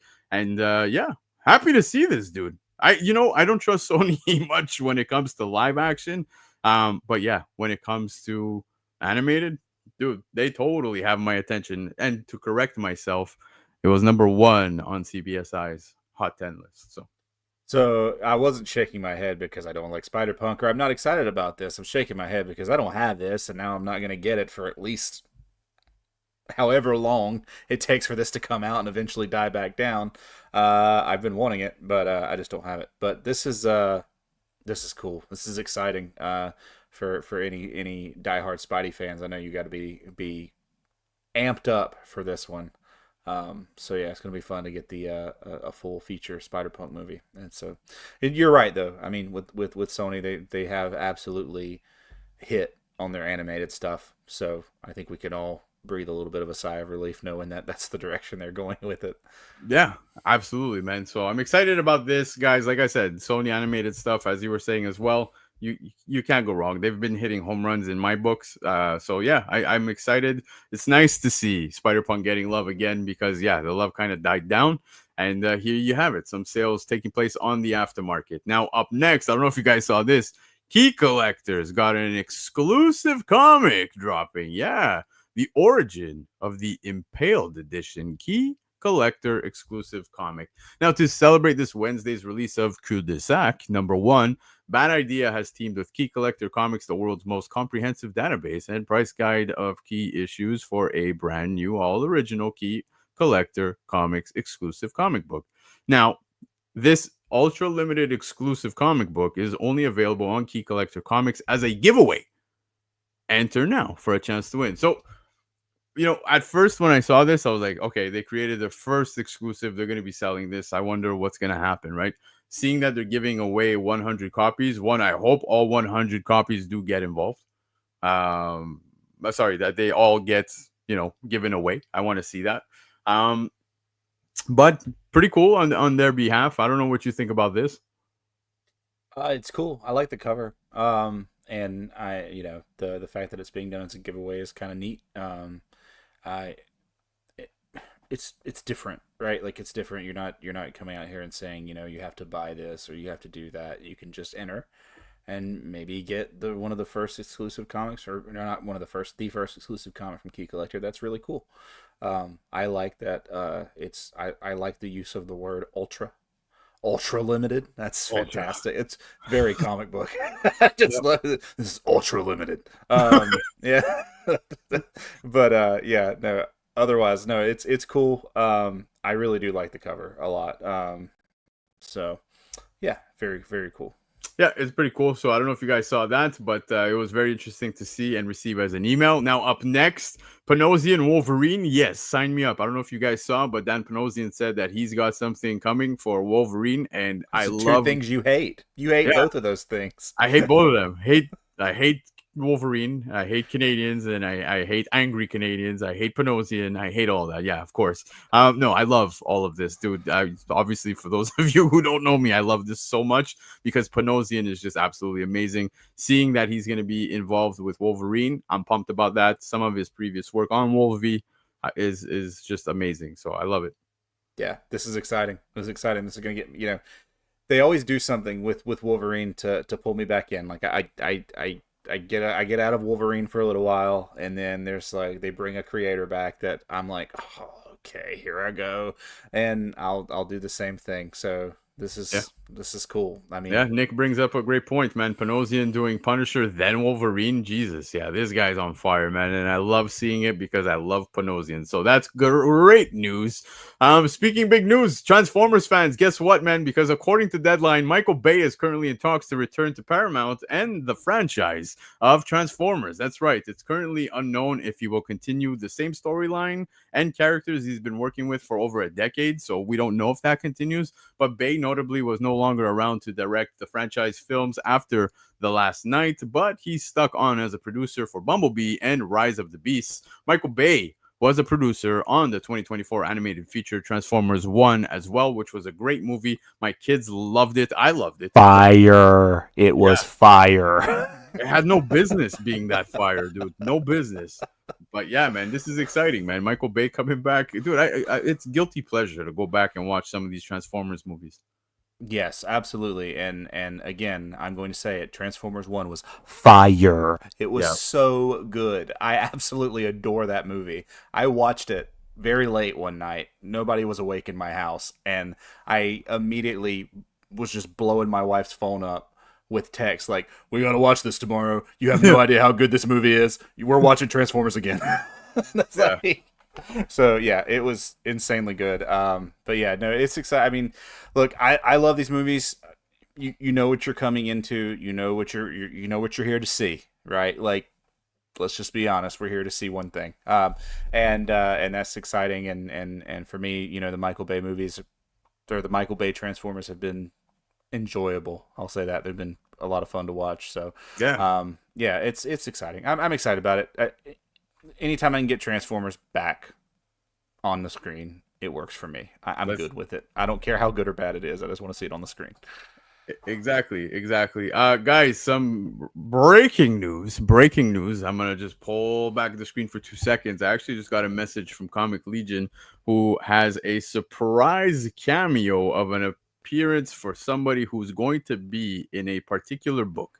That being said, the information has been shared within the Telegram chat on the Comic Legion Telegram chat. So if you guys want in on this amazing information, hit me up on Instagram. Please DM me, download Telegram. I will happily have you invited to the group because, yeah, news keeps unfolding within these groups, man. And like I'm literally watching my phone blowing up with stuff. So if you guys want in, you're more than welcome. Guyuch is in the house. Guy, what's going on, brother? Appreciate my God, I just saw it. That's fantastic. That is just fantastic, sir. Yep. But yeah, appreciate you stopping by, man. Nothing but love. I saw the vacation photos. Looks like you guys are having a blast, man. So enjoy, and I will catch you hopefully when you get back. We have some more reels and memes to send to each other. So yeah, enjoy, dude. Enjoy. All right. Absolute Joker. It looks like it's happening, and it's looking like it might even be in Absolute Batman issue 15. That's right. Scott Snyder shared this, dude. Did you see this? I did. That is and you shared that panel from the end of, I don't remember what issue it was, 5 or something like that. Yeah. We've talked about this on our show. I like that they've waited as long as they have. Would have been totally fine to go 5 more to issue 20 and wait. Like, I'm fine with it because they are doing such a good job of fleshing everything else out. These Bane issues that have been out have been so much fun. Just wild stuff. Excited to finally see it. But, you know, I am glad that they waited as long as they have. I would have been fine with them waiting 5 more and giving us another arc. I think it's good either way. But I'm glad that we have. We're letting everything marinate as we get to that point, because that is going to, I think, dominate quite a bit of the story here in the coming issues.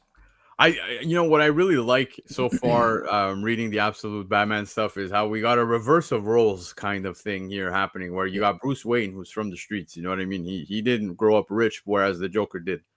He's wealthy as hell. So one of the 10 richest people in the world, or something like that. Exactly. So I'm looking forward to seeing that when he actually hits. Man, let's go! This is gonna be big. Leading up to this, because we're not too far from 15, I agree with Chiapet. He's asking Lefteros if he thinks 14 might be the one. I would say, guys, start paying attention. You might start seeing more and more as we get to issue 15. So very big book, very important, very big character for the Absolute Batman universe. And I know that everybody is going to be going nuts once this hits. And I've said this before, maybe on this show, maybe on the podcast, I can't remember, but Snyder has never shied away from going almost like otherworldly with his Joker character ever. Like, his Joker character has always had some kind of otherworldly kind of thing about him, and or he's done it before. So it wouldn't be surprised. I'm not surprised to see him doing it again. At least in the panels that we've seen so far. It's exciting. Look how sadistic he is. Look what he's wearing, dude. Mm-hmm. Yeah. So yeah.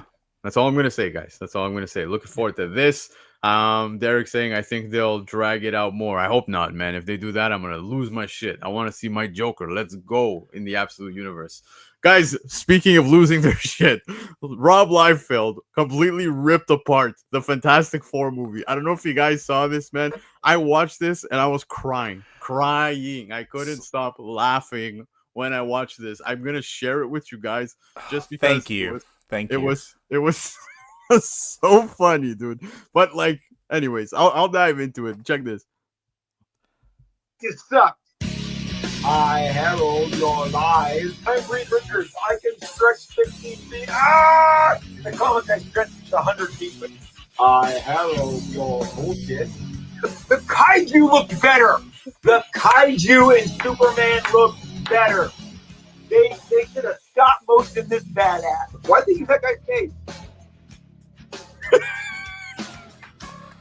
I'm so Galactus. This Galactus is better than that freaking Galactus. Looked like he was made of tape, clay, and plastic. Oh man, it was so just okay. When did they get bad at this? Galactus sucks. I herald your lies. Hungry drinkers, I can stretch 15 feet. Ah! All right. Galactus sucks. Oh my god. Guys, if anybody could hold a grudge, it is Rob Liefeld. And we all know where this stems from. In my opinion, guys, I don't think he completely hated the film, but he did make sure to hate the film based on how he was treated. And the Deadpool. He didn't hate the film, but he hated Kevin Feige. I really think that's the case because, look, realistically speaking, guys, it's one of the most well-received films this year. You have this, and you have Superman, that absolutely dominated the well, I don't even want to say the box office because they had their drop-offs. I would say after the first week of Fantastic Four, it took a complete nosedive. I think it dropped by like 80%. Yeah, Superman dropped 50, which was a good second week, but yeah. But I think that goes to give you guys an idea of where the where cinema is as a whole, bro. Because these movies that have people driving themselves to these theaters to watch these films and everything, like, these are big movies. These are highly anticipated films, and the first weeks get all the asses to the seats, and then the following weeks it drops off. And you see that with all movies, dude. You could see the biggest Disney movie coming, you could see the biggest blockbuster coming. I feel like they all tend to do this, right? On when it comes to the box office, there's some that push against that and do very well, but I'm noticing more and more, man, that people are not going out to the theaters as much as they used to. I do my best to keep it alive, dude. I really do my best. I bring the kids and everything, but it's so damn expensive, man. Like, every outing is like at least $150 for a family of 4. Yeah. And it's funny you brought this up because I went to see it yesterday for the first time. I had not seen it until yesterday, and yeah, I mean, I'll give him this. This was one of the funniest videos I've seen this week. The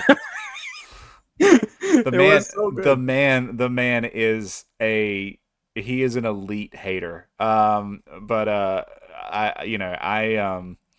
Look, he's obviously got some feelings towards that crew that's in charge over there at Marvel, and he's made those feelings quite known. The first time I watched this, I thought he was just being like funny, like hilarious. And this one didn't really bother me. It was the tweet about the tweet where he told Feige that he deleted it. He told Feige to watch more movies or something like that. That was the one that I was kind of like, yeah, that's a little much, bro. Like, like, come on, dude. But there's that. Thank you, Ozzy. That's a fantastic one. But I thought this was more like goofy. I was laughing. It cracked me up. Yeah, that's what I was waiting on somebody to say that. Neiman, is that not what we're supposed to do? No, I'm just kidding. No. All things aside, I thought the movie was really, really good. I thought it was short, but it was really good. And we talked about it, but yeah, I mean, it's hard not to just, every time he does one of these, just to think it just comes off as sour grapes. Even if it is funny, it's very funny. Like, don't get me wrong. And I think he was trying to be a little humorous here. I'm not defending Rob Liefeld, guys. That is not my game. But I think he was trying to be a little goofy here, and whatever. But still, I was more like, the tweet bothered me more than this video did. The tweet about saying, Kevin Feige, you need to watch more movies or whatever he said. I was like, yeah, it was much. So he deleted it. I mean, obviously, but this was definitely one of the funniest things I've seen this week. It was great. Yeah, no, it was totally up there, man. I know that everybody, when they talk Liefeld, they tend to bring up the fact of feet and stuff like that. I'm very appreciative of everything that he's brought to comics. I'll be honest. Like, except I have for that Captain America picture I sent you. You want to? Yeah, okay. I know you're talking about the Captain America with the buff chest, right? That's the one you're talking about. Yeah. Right? That everyone, it's notoriously known, but for me, I'm still trying to understand what the floating head is doing at the leg right there of Captain America. I still, if anybody can answer me this, please do. I've been wondering for years, and I've been waiting for somebody to tell me. Like nobody can answer it. But yeah, no, dude.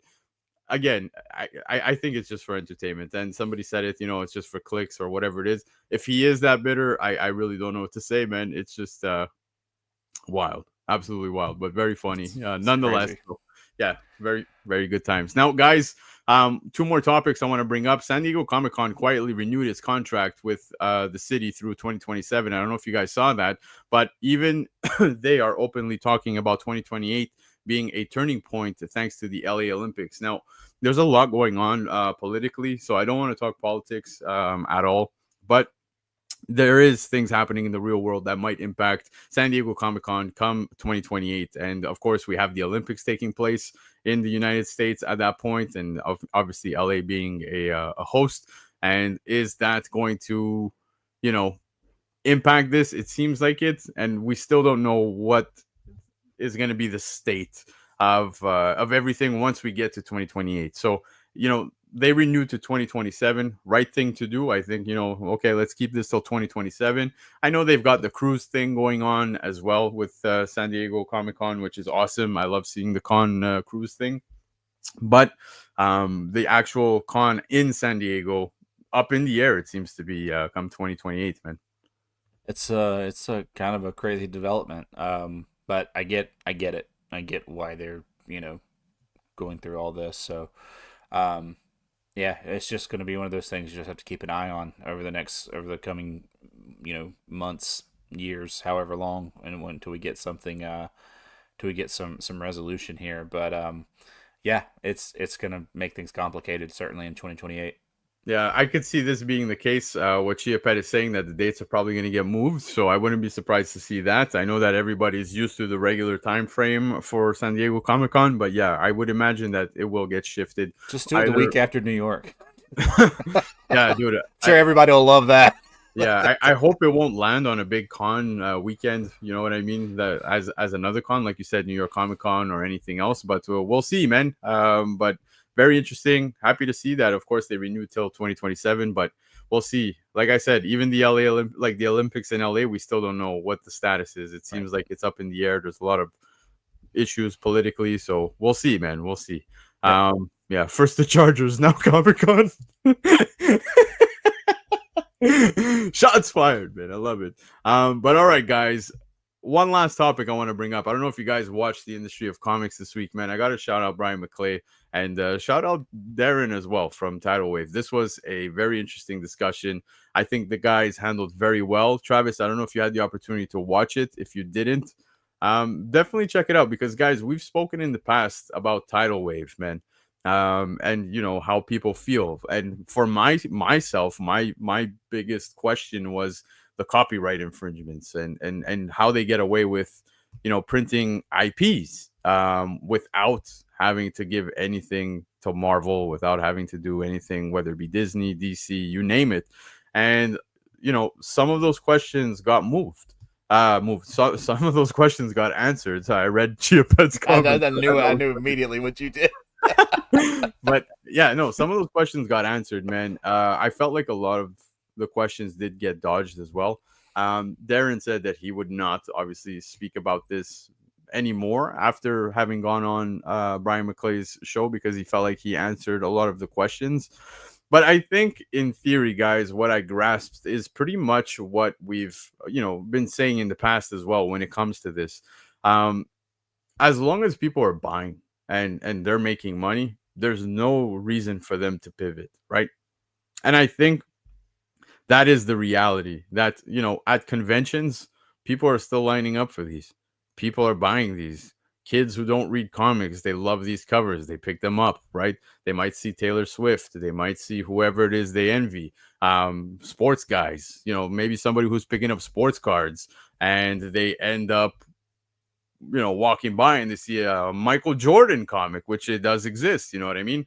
They'll pick it up. So these are things that clearly, it, as they were having the discussion, it made like the answer was there. You knew it. As long as money is there, what do you want to say? You know what I mean? What do you want to do about this? I mean, I think does I guess I'll just answer that with a question. Does that response surprise you, really? I mean, I don't mean that negatively. I don't mean it like I'm not saying I'm not saying that from a standpoint of agreeing or disagreeing, but does that response or the gist of that response surprise you, really? I mean, as long as it's making money, business is gonna continue on as expected. I Yeah. mean, I don't unless something legally were ever to happen, which I don't know that will ever happen. I mean, I don't think it will stop as long as they sell, and if they have no major reasons to not do it, then they're gonna keep doing it, and Yeah. that's you're either gonna buy them or not. And I can tell you right now, I see a couple covers of them every now and then. I'm like, that's pretty cool. I mean, there's always another book I'm looking to buy, so I never really pull the trigger on any of them. But um, Neiman just made a great point that until copyrights start coming to the forefront here, and people actually start engaging uh, these publishers to try and protect their copyrights, then they're not gonna there's no reason for them to stop as long as they're selling books straight up. Exactly, man. And I agree as well with Derek, because yeah, until that happens, obviously nothing's going to change. It's just going to keep happening. There were a lot of points that were brought up, some good points. The conversation was great. If you guys missed it, again, I give credit where credit is due. I think Brian and the crew did a great job. I saw the comment sections where some people were saying, yeah, well, you guys kind of like let him off the leash, or like you let him off the hook with this. You guys were a bit soft or whatever. No, I think they did a great job, guys. At the end of the day, we're here to have a professional conversation, like a legitimate conversation, and some hard questions were made. I thought some hard questions were definitely made towards Darren from Tidal Wave. I, the questions couldn't have been better, in my opinion. I don't think there was much more to discuss, because the painting, the picture was as clear as it can get. He referenced it many times. That's pretty much as long as people are buying, it is what it is. Sure, there were some people catching strays for some reason, and it's okay. I mean, names weren't entirely dropped, but you knew what they were referencing, and I still think the guys did a great job. And the tidal wave stuff, guys, end of day, there's not much more you could do other than if if you don't like the books, man, turn away. Just don't buy it. It's as simple as that. I agree with many points that were brought up. Like I said, somebody had asked, or they brought up the Robert Downey Jr. Doom cover, and you have Doom with the mask on, and then you have Robert Downey Jr. Like Doom with the mask off, and it's kind of like one of these two. Like I can understand, you know what I mean, but you're dealing with IP, it's muddy waters. There's a gray area here that it seems that many people will continue to talk about, and yeah, dude, like I said, for me, it really comes down to, as long as money's being made, it doesn't look like it's gonna stop. Yeah, to just add to one thing you mentioned, that there were some folks saying that they didn't go in hard enough. Just getting folks to the table sometimes can be challenging, and understanding that there is a line that if you really want to get a straightforward answer, you kind of gotta give respect to get it. Exactly. So, but I understand the feeling. Everybody just wants to go full tilt, 100 miles an hour all the time. Absolutely grill these folks. Just you're not asking the hard question, man. There was, from what you're telling me, there were some good questions asked, and you kind of have to go about things a certain way when you want to. You don't, let's put it this way, you don't want to or shouldn't have to burn a bridge just to get an answer. No, exactly. Exactly. So that's all I would say, is that it can be, it's a delicate thing when you're Yeah, asking hard dude, questions. I'm not saying they're friends or best friends or anything within the panel. It seems that they very much did know each other, or of each other, etc. But you and I are friends. I'd expect you to grill me if I'm out of line. You know what I mean? And I feel like the way they did it was more than fine. It was a fine line between professional and really asking the hard hitting questions. So, like I said, I give credit where credit's due. I always say that anything surrounding the hobby that impacts the hobby, if you want to consider it drama, feel free. But at the end of the day, this was a great discussion that needed to be had. And I was happy to hear some of the answers because it paints the clearer picture for those who had any other doubts. And like I said, for me, it was clear as day. As long as money's being made, he sees things in his light where he sees it as an importance within the hobby. We see it in different ways as well as fans, collectors. So yeah, I think, if you guys missed it, definitely go catch it and give yourself a brighter picture here where you could see pretty much from the horse's mouth where things stand. You think Tidal Wave Joker Batgirl will be a forever cover that will always bring up this topic of discussion? Yeah, dude.